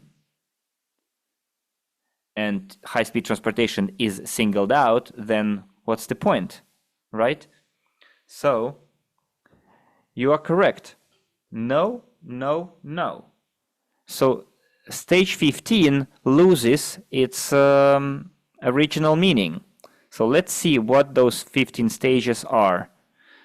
It's the stages of development and the implementation of the string transportation technology by raising funds and using those funds to implement the technology. And we've been able to reach the point of creating 2 commercial products. And we did it. But we still have unfinished processes within those 2 products. I already mentioned it on numerous occasions. We're talking about track number 6 in Ecotechno Park and in the United Arab Emirates. Therefore, 15 stages were outlined as the best case scenario if everything aligned, if all the stars aligned, if we had proper funding, if we had proper professionals and engineering schools set up, then land allocation and all governmental permits provided, uninterrupted supply of equipment and components and other parts that are involved in the construction, if all those conditions are met, then 15 stages could have been implemented. But as the experience showed, we faced a huge number of different obstacles. First, in 2014, we had to move from the Baltic state to Belarus. There was the first force majeure major circumstance, because when the unforeseen circumstances happen, plans change. And then the company was promised a piece of land in Belarus. More than 10 different permits and approvals have been negotiated and approved, even more probably. And eventually, no land was given. Alexander says 16 different approval stages. Then they also promised land in the United Arab Emirates for free, and it never happened. And then the conditions that were put forth to Dr. Nitsky were unacceptable. I cannot give you the exact conditions because I'm bound by the NDA, but you remember what kind of sector we are in. It's transportation sector, and transportation sector is the most corrupted in the world. So in different regions, the company faced different obstacles, including red tape and corruption, which was in the way of the original plan. So the development stages served as a course, as a vector, and the company followed that course. But when the company realized, the management of the company realized, and Dr. Nitsky, the author of the technology, realized that we wouldn't be able to implement high-speed transportation, and the only thing that we're able is to create the prototype, that's it. But we didn't have any track, any sufficient funding to continue implementing high-speed transportation. So the decision was made to focus on urban passenger and cargo transportation.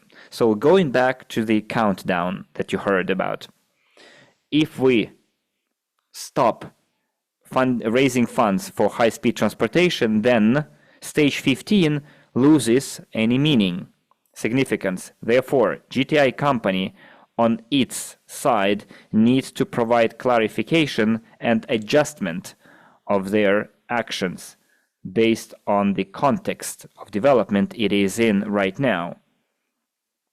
And Not all the 15 stages needs to be corrected, but an additional clarification need to be provided. If we don't finance high-speed transportation and we still have unsold pre-IPO shares, and I told you already how the money is going to be used from the sale of pre-IPO shares, there should be an official document, memorandum, declaration, doesn't matter what kind of shape it will take. But the point is that the GTI company, by the end of quarter 2, 2025, will publish in the plan all the explanations. But it's important to understand here that in order to close entry or to stop raising funds for GTI and for that plan to be effective, then we need to allocate a certain number of costs that the company will bear to complete the unfinished construction and the unfinished projects. So please tell me, dear colleagues, currently, is UST in a stable financial condition or state? We have 178 people here. So in your opinion, is the UST group of companies is financially stable in terms of the revenues inflow, cash flow, etc.? Someone says, no, not yet. We have a lot of different people answering no. Based on the audit, no. Mr. Han Rose, no. Then not yet. Alas, or unfortunately, no. So lots of no's, right? Not yet, I see, etc. Exactly, dear friends. And the fact that the company said that they have reached their break-even point, they meant the break-even point to cover their operational costs. And a lot of people kind of made fun of me when I gave an example of a calf being born from a cow or a mammal. So when a young baby calf is born, they are not yet stable on their feet, not firm on their feet, right? They need a couple of days or weeks to, if it's a deer, for example, to run fast and well. So it's the same thing here. It's been only 1 year. It's the first year when the company starts receiving revenues for their work. But the company does not have yet engineering orders for the next 5 years. They don't have like a line of 100 clients knocking on their doors that will ensure its financial stability. So the company right now, again, is not loaded with orders for the next 5 years. If the company had been or were loaded with those orders, and then Dr. Unitsky would be in a position to start looking for 5,000 new employees and then train them in the school in order to service or deliver those 150 like engineering orders they received, then it would be cool. The company would show completely different financial results, performance. But it's been only the first year when the company has reached this break-even point. So the baby calf or deer has just been born, but it's not yet firm on its legs.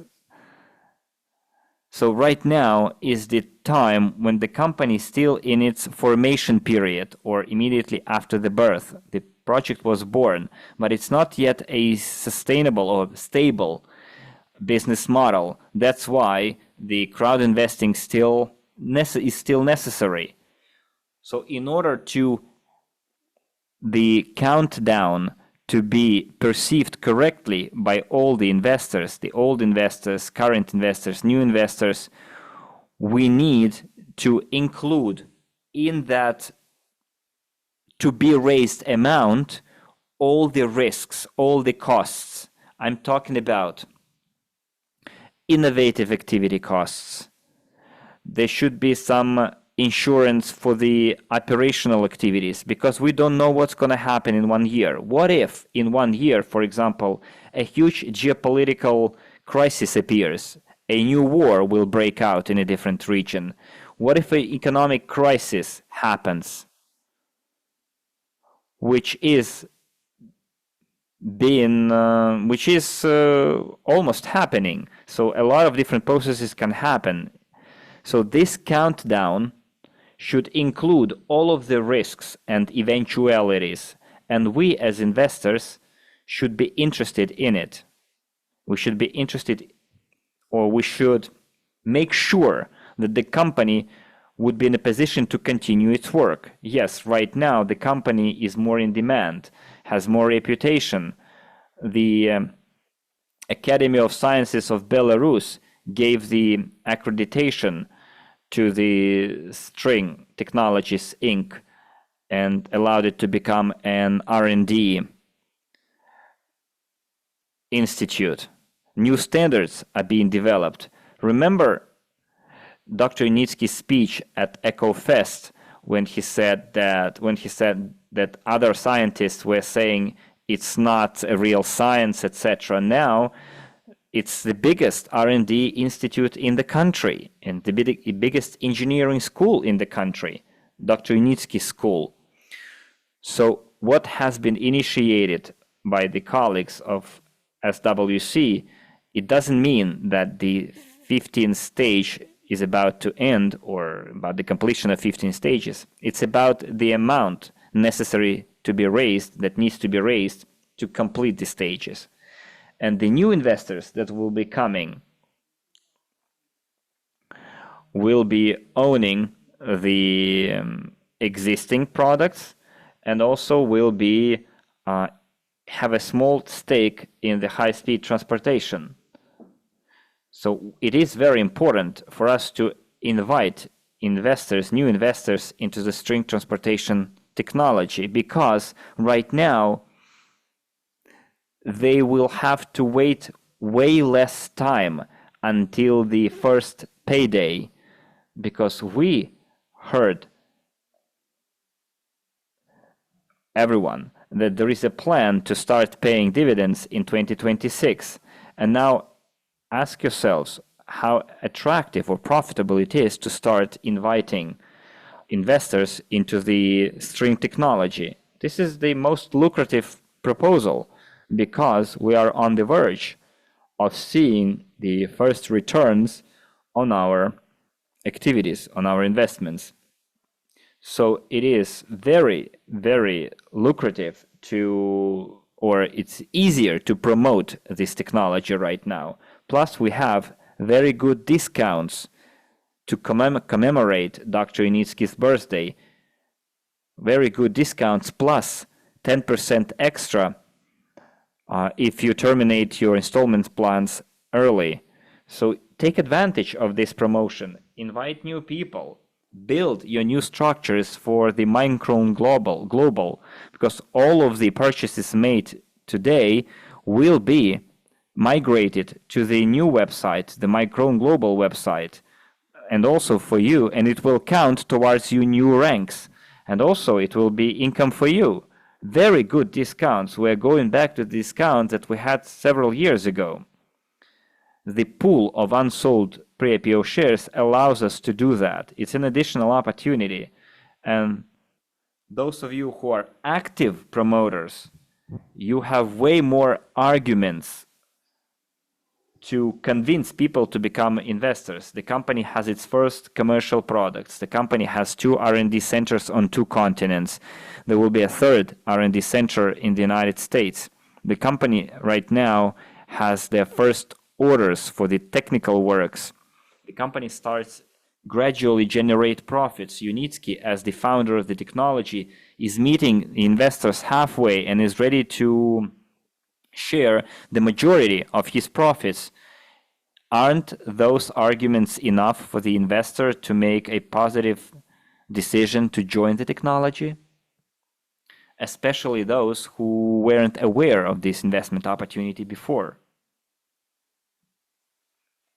So give me some feedback, please.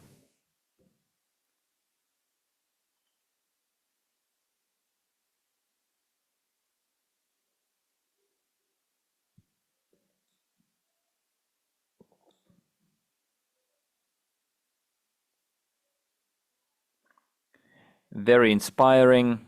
Pluses, pluses. A Zoom user says that people don't believe him. Well, it's about handling objections and providing proof, but if they don't want to believe you, go to the next one. Olga says quite a lot of hefty arguments. Pluses, pluses. Then Han wrote, I will have it translated, just give me a second. And you can keep on writing your comments meanwhile, feedback. Yes, a great opportunity to purchase further shares for existing partners and new partners. It was written by our investor, Mr. Han. Alexei says plus.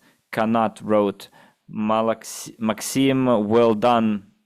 It is a rare occasion when people have such much patience as you do. Well, it's not about changing people's minds by being obstinate. It's about giving facts and to make investors see how things really are. And I don't want our investors to live in the misconception. And then I don't want that misconception to be spread among other people so that people would create wrong illusions. Because people will misinterpret, will take their misinterpretation at face value, and they will share it, and then other people will start saying that they were cheated. So my task is to deliver the most correct information possible so that the reputation of Dr. Nitsky wouldn't suffer, so that the reputation of the UST group of companies wouldn't suffer, and the entire crowd investing community. So, Kanat, here's my reply to you. I'm not fighting anyone here. I'm just delivering information. Every investor is entitled to their own opinion. But there are facts that you can't argue against. Like if a person is colorblind, they will mix up colors. And no matter how hard you try to prove otherwise, they will insist on their vision of the world. But people who want to see the truth, they will see the truth. Nadira is writing, there are alternative opinions, but what kind of alternative opinions can be about creating a new sector? So what alternative are you talking about? Are you talking about are you doubting creating a new sector or doubting creating a international group of companies? So how can opinions differ here? It's a fact. But if you had different conceptions, then go back to those who held futuristic webinars for you and sold you dream pipes, which was not what UST and GTI were actually saying. So someone says, I do not start anything if I'm not sure I can finish it. Dr. Nitsky is sure that he can finish it. That's why he started it. And if you guys think that we invested into a established business, then you are wrong. We have invested into something that has never been existing before. And now the company is starting to go to the market. And you can start receiving dividends and remuneration only after the company creates a product, starts selling that product, generates income, deducts costs from that income, gets net profits, and then they can start sharing those profits with their investors. So here's an opinion in the chat. Sergey, Maxim, there is not a single project. Things in Belarus and United Arab Emirates are not necessary. Why the president of Belarus did not order a single track? Convince me otherwise. I don't have to convince you of anything. So if you follow the news, the president of Belarus, as you said, a couple of months ago mentioned using string transportation for their infrastructure. It was literally a couple of months ago.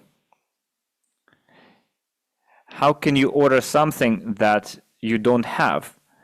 But of course, you cannot order something if it does not meet the standards. And you cannot meet the standards if there are no standards. And that's why they're developing standards right now.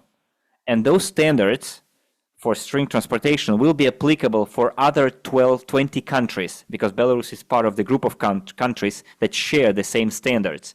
And then they will be able to construct on a bigger scale, to build on bigger scale string transportation. So please don't bother me again with your questions. As for the buyback of shares, pre-IPO shares, so please tell me, what are the conditions, for possible conditions for buying back pre-IPO shares, and who can do that? Because there was a question like this about the buyback. Who can buy the pre-IPO shares back?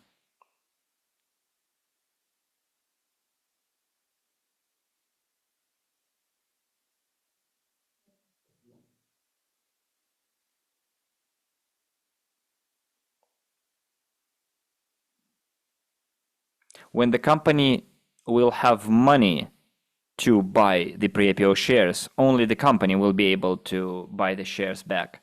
Well, in other words, the owner of the technology, right? Because he is the owner of the technology. For example, Unisky company can make the buyback of the pre-IPO shares. The company that owns the majority of the intellectual property and pre-IPO shares. But it is possible if there are enough revenues, enough income for that. So Dr. Unitsky made the decision to share the majority of his personal profits to pay remuneration. So when the company starts receiving big investors, or the company will have bigger income or net profits, then we can start talking about buybacks. So do not expect buyback to happen in the near future, because you need money for that. So here's what we have. We want to receive dividends, receive remuneration. We want to have the buyback. We want the commercial projects to be implemented, and so on and so forth. But at the same time, many people, without realizing the sheer scale of what we're doing, are spreading negativity that reduces the fundraising. Because after such kind of statements and creation of different groups where people spread negativity, it directly affects the reputation of the company and hence reduces the funds raised. So let's follow the course of the development of the company, and the company is pursuing the correct development course.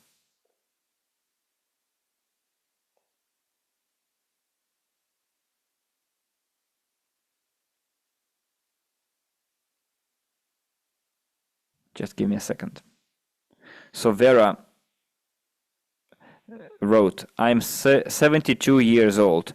I'm not waiting for the buyback. I'm waiting for the company to move forward. I invested for my grandchildren. Very wise words, because our technology or our activity is about the long run.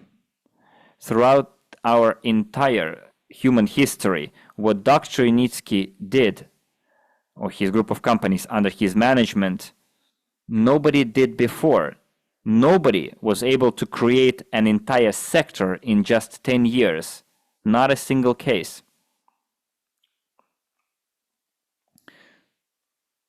So we need to realize that this is not a short-term process, but we are quite close to the monetization point.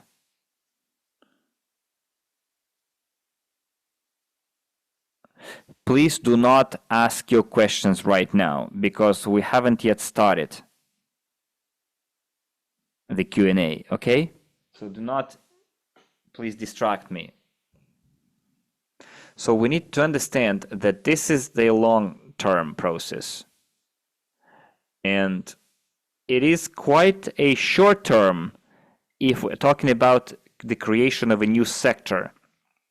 Because when I invested in this project, I was 27 years old when I first become the investor into the string transportation technology. But I realized that I'm laying the foundation for my future, 40 plus years, or to leave it as inheritance to my children by becoming an investor into the innovative technology.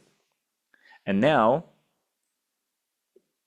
if we draw parallels to other companies, just look into the history of Tesla, that a lot of people are very fond of. For 13 years, Tesla was running at a loss. They sold their shares in the stock market, investors invested, but it was still a loss-making company, and the company did not make any profits. We are just 10 years old, the UST group of companies, but we're already talking about the potentiality of starting receiving remuneration on the 12th and 13th year. But here, I would like to make a caveat or an addition. Do not expect it to be a big money. In my opinion, it's going to be quite modest payouts, because there are a lot of investments into the string transportation technology, and the profits, the current profits, do not number in hundreds of millions of dollars. This is another thing that we need to understand. So do not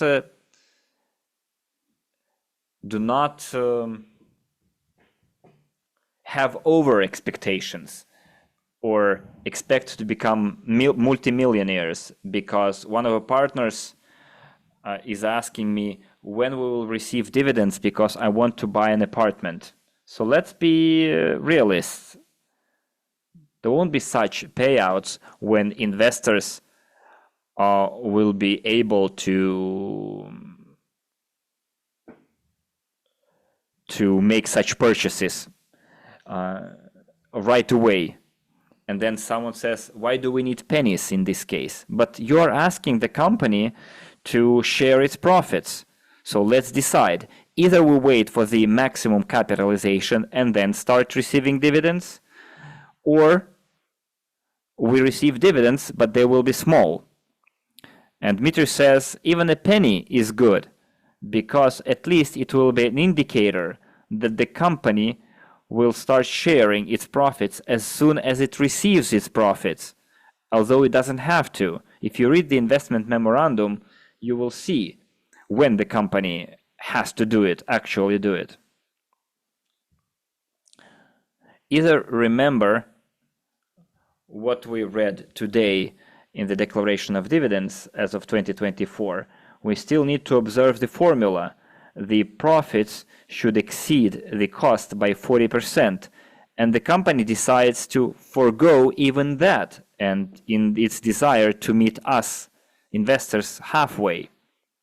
So decide whether you want remuneration or a lot of money. If you want a lot of money, then let's not damage the reputation of the company. Let's not confuse other people, and let's wait for the company to properly develop and wait until our investments give good returns. But you cannot be good to everyone, right? So, but what GTI and Dr. Inytsky proposes strategically, it's correct. So that everyone would see that everything is transparent. What we're doing is transparent.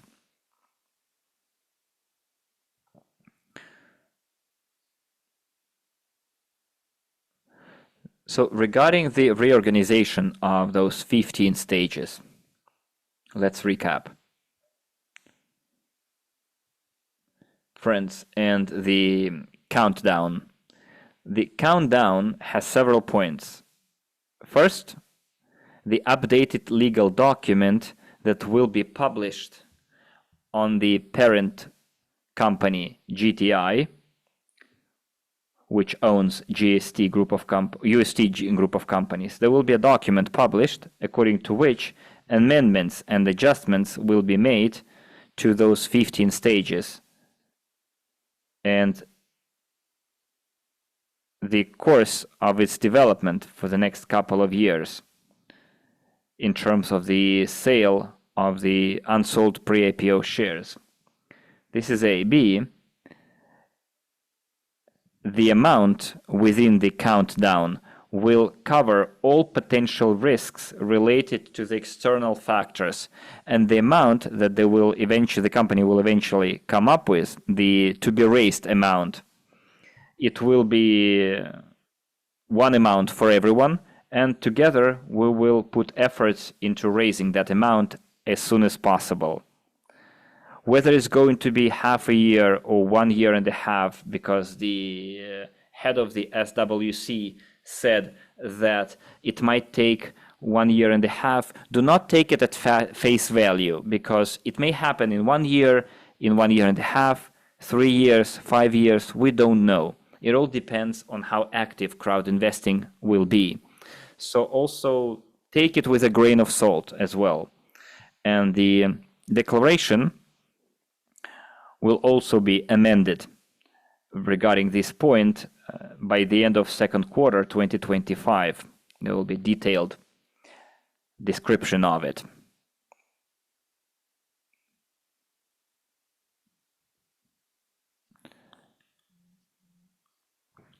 Sergey, could you please write to me in private, and then we will talk to you directly, okay? I will try and explain everything to you.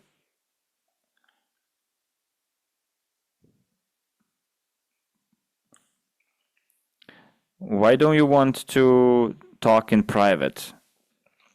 You are writing negative stuff in the general chat, but they don't want to talk directly? I'm surprised. So I already made several times the summary, and I think I've covered all the key points, and I hope I made it as clear as possible. So Sergey says there is no point in listening to you. Well, Ruslan, could you please ban that person so that he wouldn't be forced to attend us?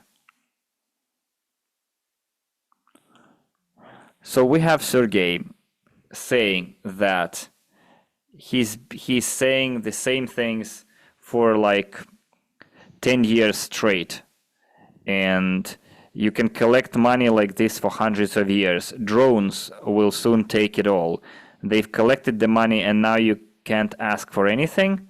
The dumb ones are waiting for their grandchildren. But I want to live now, and it's good that I have invested pennies in this nonsense. Watch out, Maxim, so you can end up like Havratov. And no one said in 2016 that this would drag on for 20 years. The chat is full of cultists. Okay, so that's why I invited you to talk to you in private, and I would try to explain, but if you are doing this, then goodbye. And also, guys, if you're writing something that if you want to be heard, use your real names and not your pseudonyms. So it's been already 2 hours and a half that we've been covering this topic. I'm waiting for some constructive now questions to what we've discussed so far. Nadira says, you are threatening. I'm not threatening. People are threatening me. They're telling me that I should watch out unless I want to end up as Khavratov. So I invited that person one-on-one to discuss what the person is interested in. Nadira is saying, I am threatening, but where is the threat? I don't understand. Okay, finally we have questions. Dmitry is asking, Maxim, in 2026, will there be definitely dividends? What percentage will they pay? And what is the probability? Well, regarding the definitely part, so we are expecting the company to achieve the desired financial performance in 2025. And there is a big chance that it will happen because already projects are in the pipeline. We already have an existing commercial project that Unilight that generates profits that will be shared. So let's not call it dividends. It's remuneration to investors who are pre-IPO shareholders. So there is quite a high chance that it's going to happen. I also would like to add here that the company has been getting ready for it for 2 years now. In 2023, the first mention of the preparation of the legal and financial mechanism was made, and then it was continued, and now we can expect it to happen. Next. Alexander is asking, what is the third holding? Well, there are 4 holdings. The 3 holdings that were created in the very beginning, the 2 first holdings already sold all of their pre-IPO shares. The third one is Eurasian Rail, Skyway Holding Systems. And the 4th one was created to attract bigger investors, and 50% plus 1 shares belong to Dr. Unitsky and Unisky, and the rest can also be sold by the 4th holding. And it doesn't matter if it will be sold to big investors or it can be also sold through crowd investing, so it doesn't really matter. So this is A, and also don't forget that Dr. Unitsky has the biggest number of pre-IPO shares in addition to the holding shares owned by Unisky, and Dr. Unitsky here can also allocate a bigger number of shares if necessary. Sergey, will there be transparency and reporting necessary to comply with the conditions for the payment of remuneration and accordingly the attraction of investors, incoming funds? And how to understand that there are enough investments coming in and we can rely on remuneration? Well, if in 2025 information is updated on the 15th stage, then we can finally have the official countdown started. So we will all see the amount to be raised in order to complete the 15th stage. As for the current state of affairs, then the group of companies USTs and its flagship String Technologies Inc. submits annual reports audited by an independent auditing company, and those numbers will be the official data regarding the revenues of the company and the net profit of the company. Next.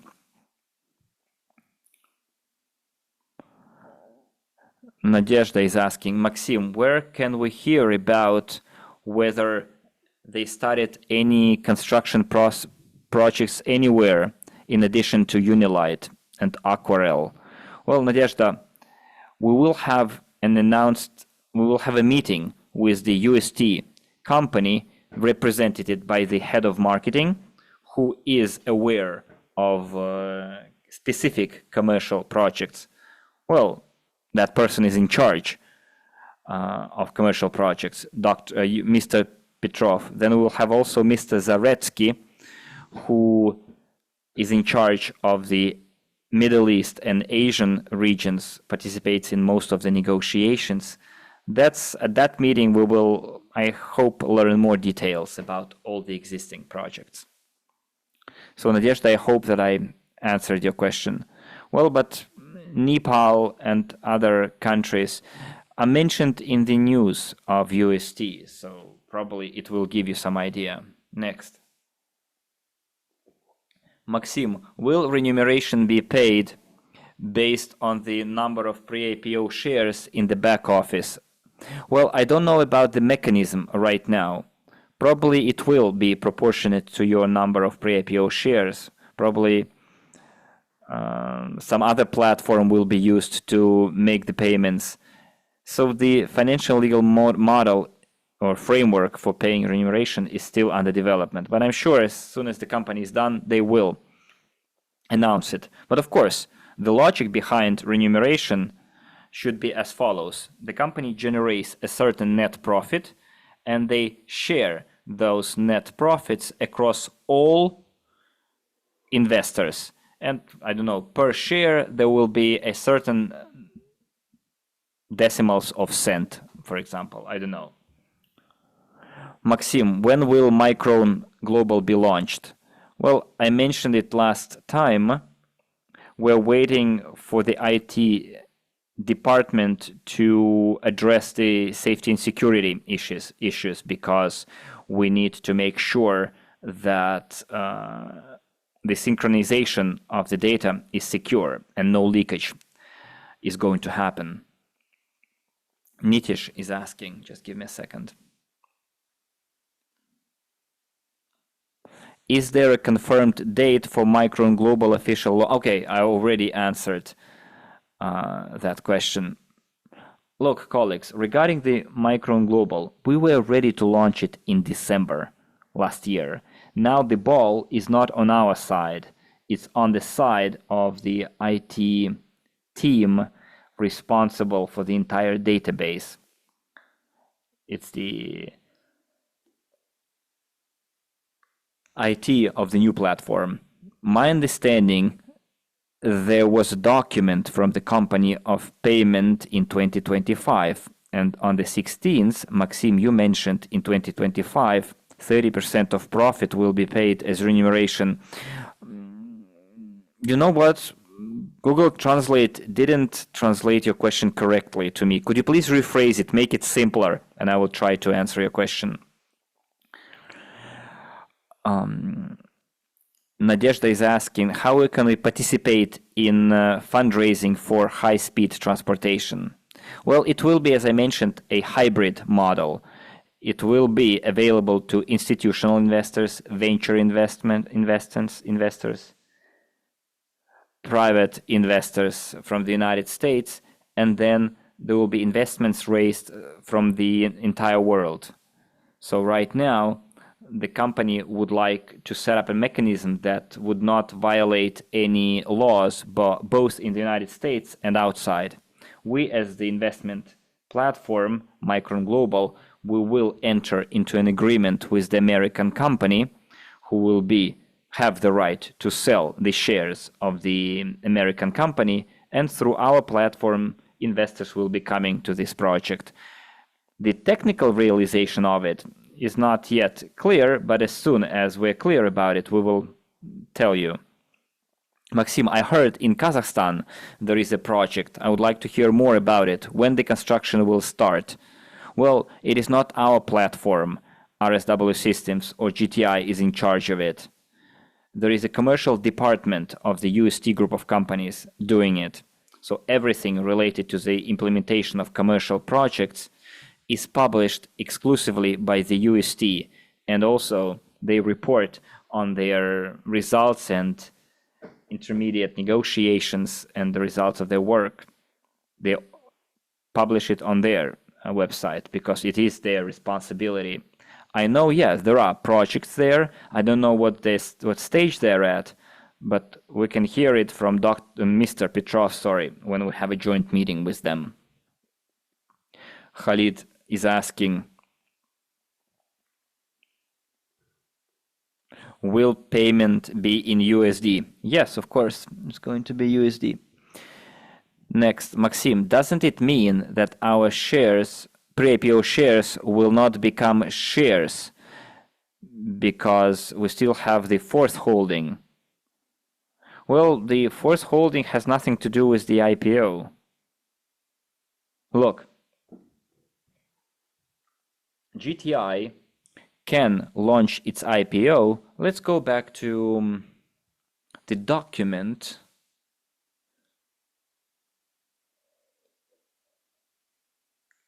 that we all read together, the Declaration on Dividends. It says here in the strategy for IPO and options, currently GTI is considering the possibility of launching an IPO with individual products corresponding to the elements of UST transport and infrastructure complexes and activities for their production, construction, and distribution, rolling stock, string rail overpasses, infrastructure facilities, automated control systems, production activities, construction installation works, special works, marketing. No, this is not it.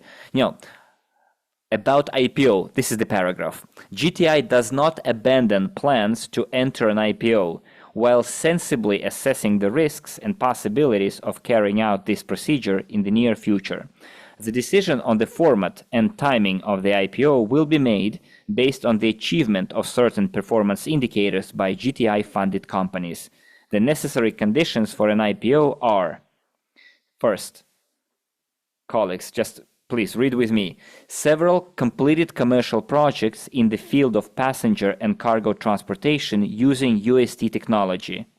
So here it is important to understand that you can launch an IPO when you start selling your products, and not just one, but several products. So you need to have some kind of capitalization of your assets and the increased value in the market. Next, profitability of GTI-funded companies in the amount of at least 40% for 2 years. So you need to observe the bar for profitability for your IPO to be successful. And thirdly, steady profit growth of GTI-funded companies in the amount of at least 30% per year for 3 financial years. So GTI launching its IPO is dependent on the achievement of those indicators. But for us to start receiving remuneration, there is no need for the company to launch its IPO. Because in 2026, we're waiting for our first remuneration, and it has nothing to do with the company launching its IPO, right? So for us, for the group of companies, UST, it's just the next milestone in its development and capitalization, and for the holding company GTI. Also, it is important to point that restructuring will have to be made, and the declaration mentions the restructuring too. Let's move on. Maxim, if the number of pre-IPO shares will not change, will the face value of the future shares will change? Because to achieve the capitalization for $400 billion with 2 projects is more difficult than with 3 projects. Well, even if we see the potential of the String Transport Technology Inc. only, we can easily exceed the potential capitalization of $400 billion. The shares, pre-IPO shares, haven't been diluted, and the additional pre-IPO shares sold will help finance the improvement and modernization. And the 5% stake in the American company will only boost the economic effect from it. So Ruslan, could you please close the chat, because we have a lot of questions to answer, and people are still asking them, and I'm not sure we have enough time, because in 15 minutes it will be 3 hours of our meeting. Sunil Kumar is asking a question. Let me translate it first.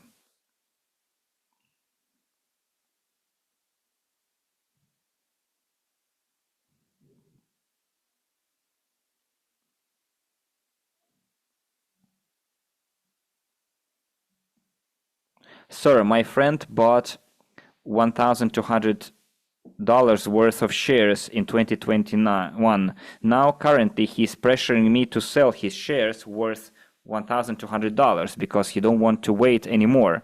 He's pressuring me. And then you want to pay, yeah? So write to the support, and the support will tell you what to do, Sunil, okay? Just they will help you out. They'll give you the mechanism. Maxim, please answer Sergey's question about transparency. I think I've already covered the transparency question. I think I mentioned it already. I said that the parent company, engineering company goes through annual audit with the reports published every year for 10 years. There will be an audit made in 2025. And after this audit is made, well, people are asking about the deadlines. Well, usually the financial audit is made for the previous year in the beginning of the next year. So it might take from 1 to 6 months, the generation of the report. So we need to realize that it's not going to happen in January 2026 for the year 2025. That should be clear.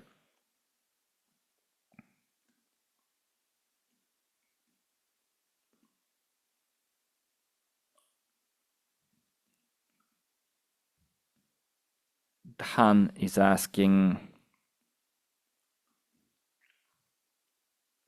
how much cents give dividend per share?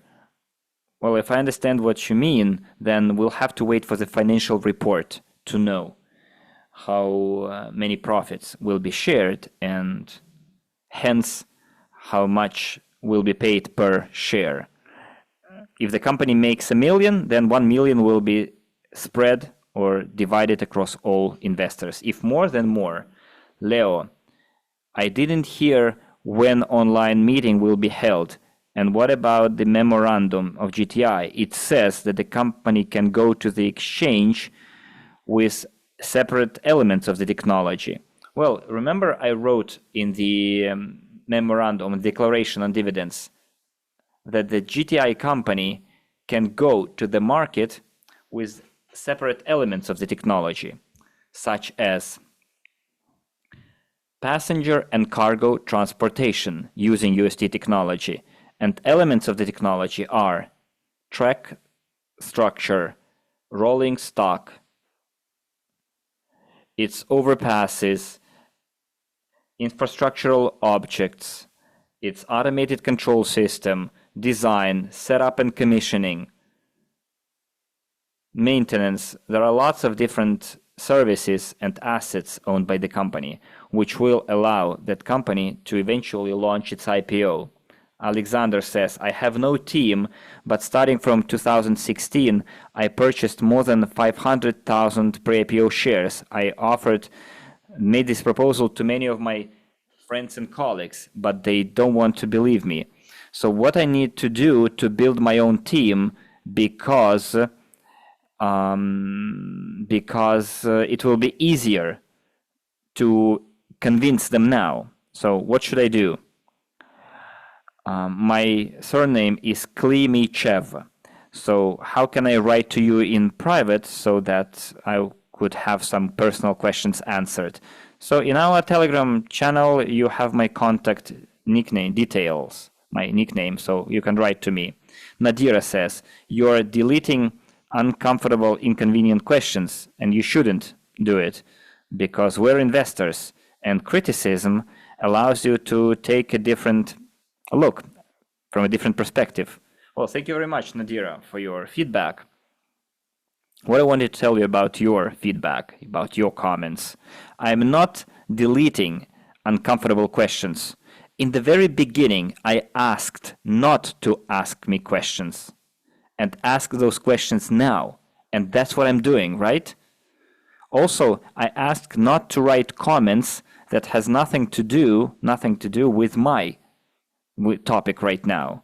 So if you have questions, comfortable, uncomfortable, doesn't matter. We don't have such things as uncomfortable questions. We can answer any question. But if you're writing accusations, unfounded accusations, or as this other guy wrote stuff, so why would I need that in my chat, in our chat? If you want to offend someone, insult someone, then go do it in some other group, not here.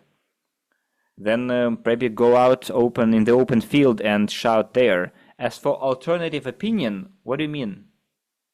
You cannot call black white because it's a fact, right? So if the company has created something, it announces it, and you cannot have an alternative opinion about it, right? So I could agree with you, as I mentioned during numerous meetings, if the company, for example, built 15 different commercial projects, had even more personnel to maintain those projects. So after building so many projects, the company would have made a lot of money. And instead of sharing that money, the company, for example, would keep radio silence and say nothing. Only in this case, your opinion would be the correct opinion. But right now, the company has just dipped into the market, and already it announces its readiness to start sharing profits. So what is alternative about it? Are you a specialist in the intellectual property? Because we have a number of investors, more than 300 people, who think they are specialists in the intellectual property by complaining that Dr. Nitsky violated their rights. Dr. Nitsky was head of a serious patent bureau. His third education, high degree, is in the patent law. So do you think he would make a decision that would violate his investors' rights and thus undermine his own business? I don't think so.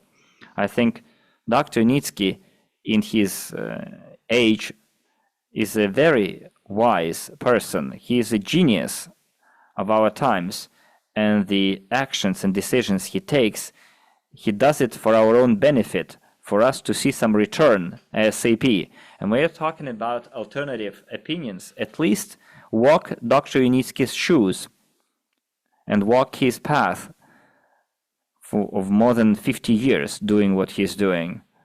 So when you're talking about alternative opinions, you should express them in some other chats.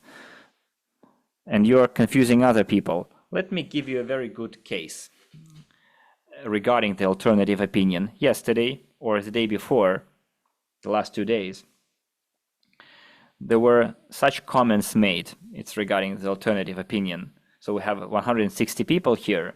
In the end, I would like to give you this example regarding the alternative opinion.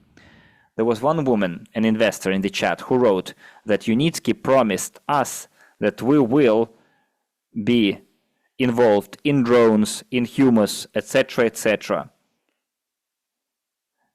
and gave a video of the EcoFest in 2019. And I watched it, the entire video, where Dr. Unitsky, when talking about humus, says, in here, on the adjacent territory close to the Ecotechno Park, farmer Unitsky tests his technology on soil restoration.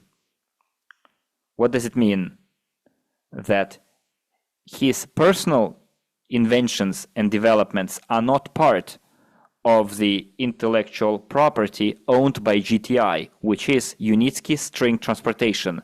But Dr. Unitsky has dozens of different other inventions and technologies that can be implemented.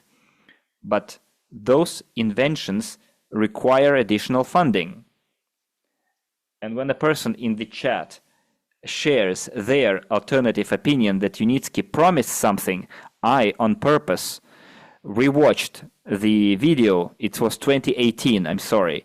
And I attended that event, and I remember his speech in 2018, 2019, but I rewatched it. Probably I missed something or forgot something, and probably those guys are right, and he did promise. And I watched it again, and there was a strict delineation. This was Ecotechnopark, and that was personal property of Dr. Unitsky. So there is a group of companies, UST, and there is Unitsky's group of companies, where Dr. Unitsky conducts his own R&D in other areas. And the land was close to the Ecotechnopark, where Dr. Unitsky conducted his activities. But where else he should do it? If he lives in Belarus, his main project, string transportation and Ecotechnopark, are there. Should he buy land somewhere else in another country and then live in two places at once? So it would be logical, in order to have better logistics, better accessibility for his personnel, and creating the humus engineering school and the production, soil production. So it's convenient to have those both locations close. And the fact that it's close to Ecotechnopark, it doesn't mean that we have any right to claim that property as well.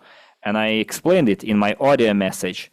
And when people start sharing such alternative opinions based on hearsay, and then when I watch it and see that it wasn't said anything like this by Dr. Unitsky, then why are you undermining Dr. Unitsky's reputation? You're accusing him of lies, whereas he never said anything like that. You know what I mean? It damages the entire brand. And as for drones, then read the declaration on the structure of ownership of UST. The company there, GTI, there has a 50% stake.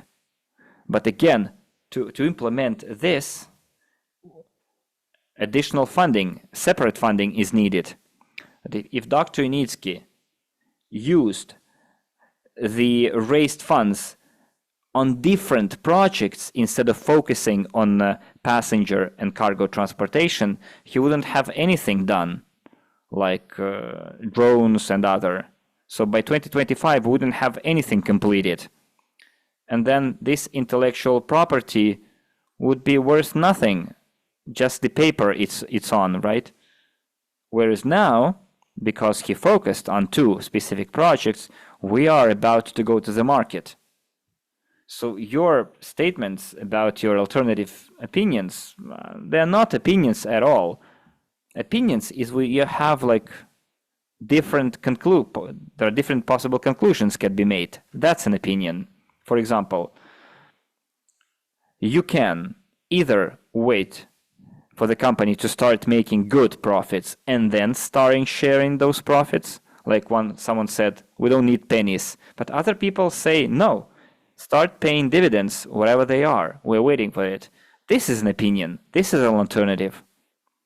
And if we're talking about the rationality and strategic basis behind the decisions made. So in my opinion, this is the correct approach. It shows that investors into the string transportation technology will see the result, the outcome in the near future, and it will be a good sign for new investors, for new partners of the group of companies, that Unitsky is true to his word. The company is delivering on its obligations. I hope you understand. Okay, thanks, Maxim. Have patience and luck. Maxim, how can we understand that we have invested enough to start receiving remuneration? Will there be some kind of reporting for investors to see whether we've achieved the goal or not? How to understand whether we're investing enough to start receiving remuneration? Well, the premise is not entirely correct. What you said is not entirely formulated correctly. You don't have to invest enough to start receiving remuneration. Investment the amount of investment and the fact of paying of remuneration are not related. We can start receiving remuneration when the company will start receiving profits from the sale of its products and services in the market. That's what generates remuneration from the profits. So the company receives profits, it shares those profits with us. And whether we invest enough, we will eventually have the countdown, and we will see how much money goes to the GTI and how much money is needed. And that's when we will see whether we are achieving the indicator or not, whether enough funds are raised to cover the operational costs or not. So do not mix up investments and remuneration. But on the other hand, if we take a look at it as cause and effect, depending on the amount of investments injected in the technology,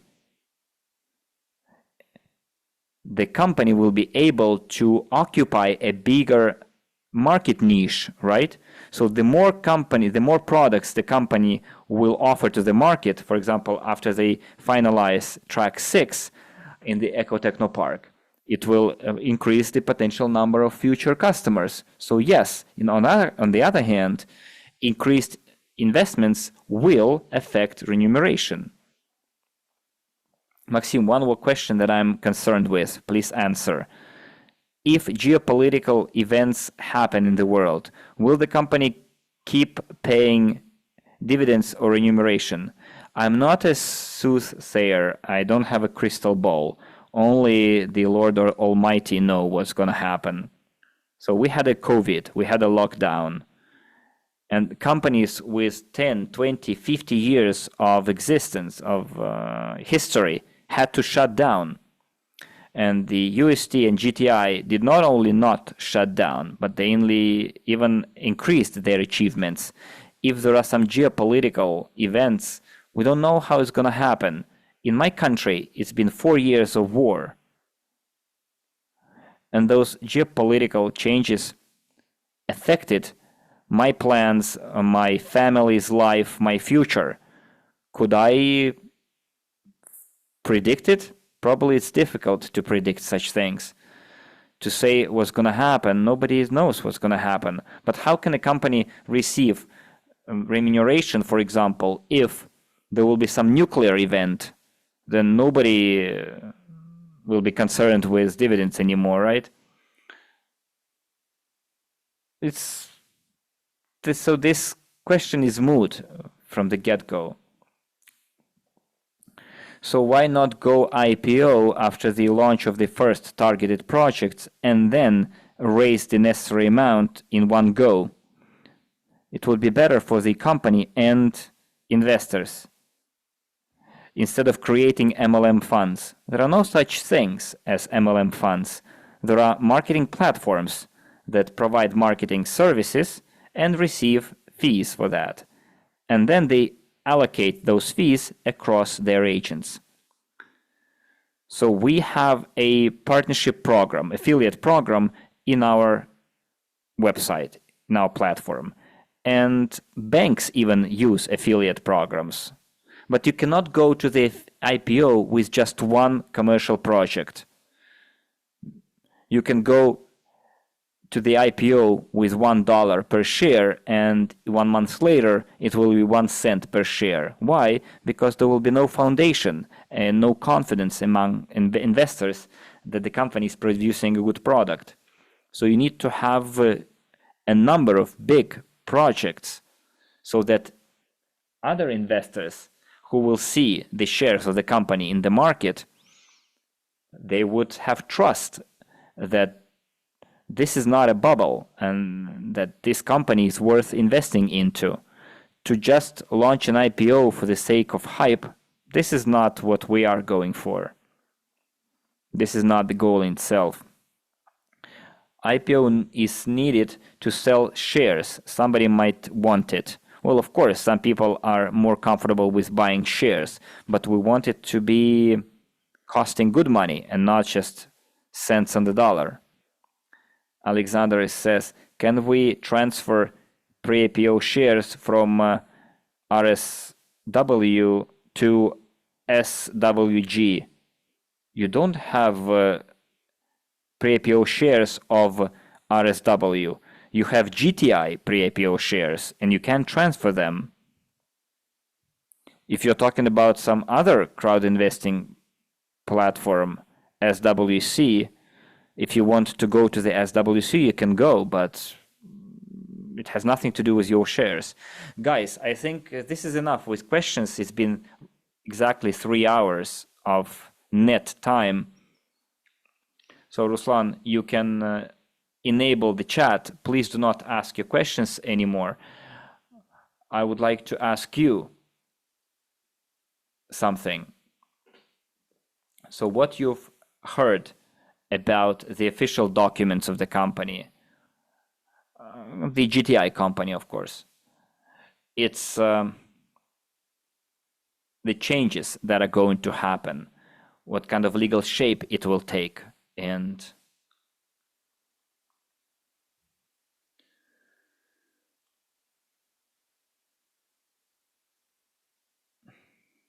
so the justification provided for the decisions made. Is that clear?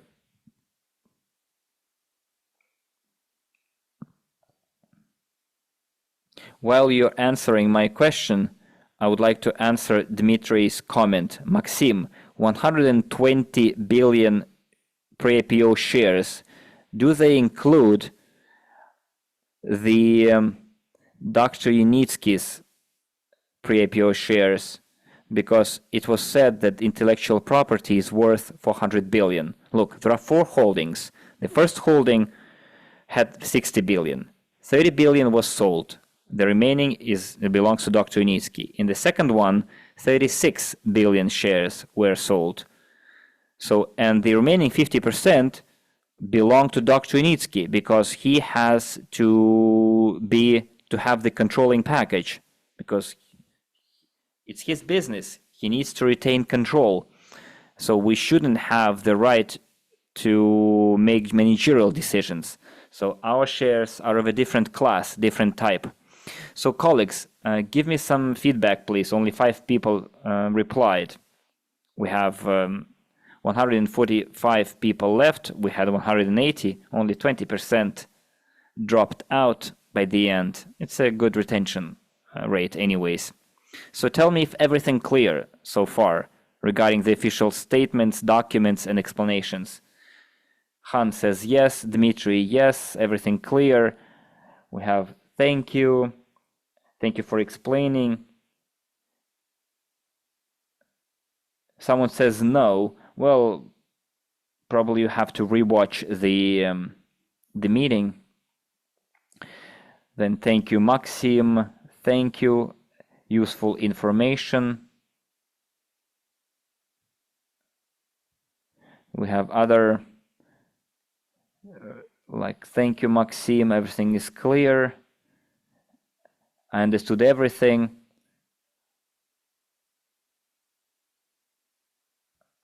Han, you can write to me in private, because you say that your question on remuneration 2025 wasn't answered. Just write to me in private and I will explain it to you. What else we have? Well, Nadira, yeah, we already, Nadira, it's been the 6th time that you've been mentioning uncomfortable questions. I don't want to give you any extra time now.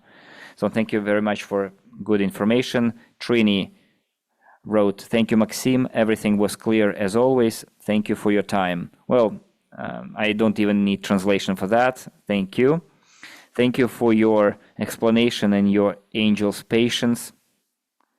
Olga says, thank you. Perfect. Then Sergey says, give me thumbs up. Then we have, thank you, Maxim. Thank you for the information. Yes, thank you, Maxim. Maxim, thank you. Good luck. Everything is clear. Khalid says, my question on remuneration in 2025 wasn't answered. Let me see if I understood your question correctly. your comment correctly. So again, yes, but my question on new remuneration in 2025 wasn't answered. Khalid, in 2025, I explained it to you already. Nobody promised remuneration to be paid in 2025. In 2025, the company is planning to achieve the necessary financial performance to start paying remuneration. And the financial year ends in December 2025. So in 2025, the company plans to achieve the necessary financial performance. And if it does, in 2026, it will start sharing its profits. So I told you already a year ago that nobody promised that dividends would be paid in 2025. Maxim, thank you. Can I write you a question in private? Of course, if you have questions.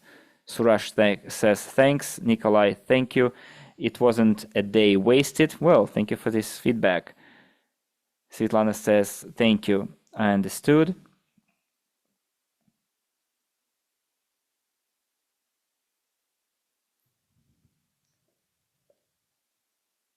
Then we have Maxim, be healthy, stay healthy. A good Easter, everyone. Maxim, will we have investment literacy training on the Micron Global site? Yes, it will be there, and it will be for free. I have a last question to you. Do you think it was worth your time being here and listening to me? And do you think I was beating around the bush and wasting your time, as some people say? So this is my last question to you. Please give me some feedback.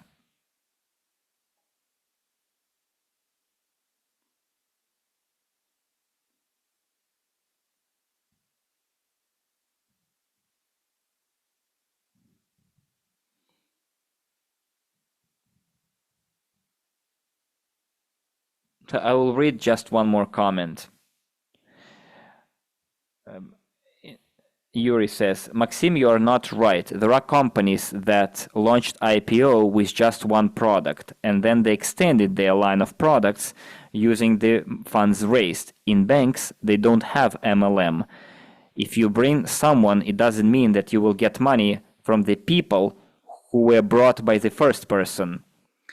Well, look, Yuri, let me give you an example. In here, I have 1, 2, 3, 4, 5 banks that I'm using. Every one of them has a referral program for the newly brought clients or friends. And the bank also tells you how much you can make. It's synchronized with your contact list, and they will potentially give you the potential earnings that you can get for bringing clients. But we're not bringing a product into the IPO. We are creating a sector. And the approach here to IPO is completely different. When Apple went to the IPO, the sector was already there, whereas we are creating a new sector. So we cannot go to the IPO with just one product without an existing sector. So just read the declaration once again. Someone says, thank you very much. Everything is clear.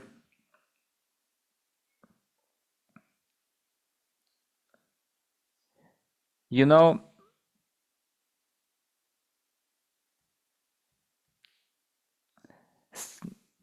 someone says, yes, it wasn't time wasted. Everything became clearer. Someone says there was no beating around the bush. Okay, everything was clear. We need more of such webinars. Dimitri says, this is the first webinar I watched until the end. Now everything has become clearer. It wasn't time wasted. Thank you, Maxim. Then I hope, colleagues, that I'm reading all your comments. Sunil Kumar wrote, sir, thanks to give us such good information. Lydia says, not time wasted. Thank you, Maxim. Then Olga says, Thank you very much. Many things have become clear. Very useful information. Everything was cool. It was very valuable information to understand the current situation of the company. Thank you, Maxim, for such clear clarification. Nadira says, don't be offended. It's 3 hours wasted. Well, Nadira, I knew you would say that, but it was up to you to participate in this meeting or not, right? So nothing is wasted, and this meeting is not either. Thank you very much for very informative analysis.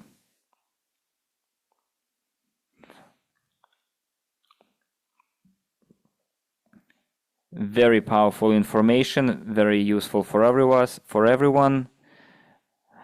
Thank you, information, for valuable information. Then we have someone says promising payouts in 2026 is a very good step forward. And Zoom user who says that in 2026, Unitsky will say that he didn't promise anything. Well, Unitsky didn't promise anything either in 2023 or 2024. The only thing that he mentioned was the creation of a legal and framework system. Now what they said is that the company plans to achieve the financial performance which will allow the company to start paying remuneration in 2026. That's the exact wording. So please stick to it, okay? And if you guys write something derogatory, then at least have the decency of showing your name. So no beating around the bush. Thank you for your work. So we're here with you until the end. Very professional delivery of information. You have the true resistance and strength. One more comment. It's in English. Just give me a second. Sir, we invested money. We don't have extra to invest. Please tell me when to start profiting. Well, I already answered that question. Thank you, Maxim. You are the best. Stay healthy. But haven't you yet created the sector? What is still missing? Well, Yuri, you can't create a sector just by building a rolling stock or just one overpass. Go to the Google or Chat GPT and ask them what creating a sector involves. I'm not trying to offend you, just look it up. So everything is clear, Maxim. Thank you for your patience. We're waiting for our enumeration. Thank you for the details provided. Now it has become even clearer. Maxim, in your opinion, can the United States become the biggest market for building string roads or string rails? Well, it might be, but it will depend on the internal policy of the company. But there is lots of territory in the United States, lots of potential for passenger and cargo transportation, string transportation. I came in late, Alexander says. Did you mention the buyout of pre-IPO shares? Yes, we did mention buyout. So if you want to have your answer, rewatch the meeting, the recording. Well, we can call it a day now. And thank you very much for giving time to attend such an important meeting where we discussed reputational questions, financial questions, everything related to the development of the string transportation technology at this moment and in the future. Colleagues, let me remind you, it is the 19th of April, and until the end of the month, we have a very profitable discount, which is 76 commemorated to the Dr. Unitsky's birthday, which is almost double the current discount. Ahead of us, we have a meeting with the representatives of the UST, the head of the company in the United Arab Emirates, and Dr. Unitsky himself. We will announce the date. For now, it's open. And after that meeting happens, we're getting ready for the launch of the updated marketing crowd investing platform, Micron Global. Now it is high time, dear colleagues, to use this discount to support the technology. Today, I've given you all the advantages that new investors will have. So put your efforts into it, because the technology is in need of the support from new investors, and you, by doing it, will be laying the foundation for your structure and for your ranks on the new platform. I repeat, what you're doing on the old platform by attracting investors will affect your status according to the new marketing plan on the new platform. You're earning your future or your money in future from the affiliate program and the fees, commission fees. Yuri wrote that let's hope it will not be a recording by Dr. Nitsky, but it will be live online. Of course, let's hope that that's what's going to happen. I will try to make sure that Dr. Nitsky will have an exclusive attendance for us. Will discount 600 be transferred to the new platform? Yes, it will. Colleagues, let's put some effort into it. We have an upcoming meeting, very important meeting, with the representatives of UST, the Emirates company.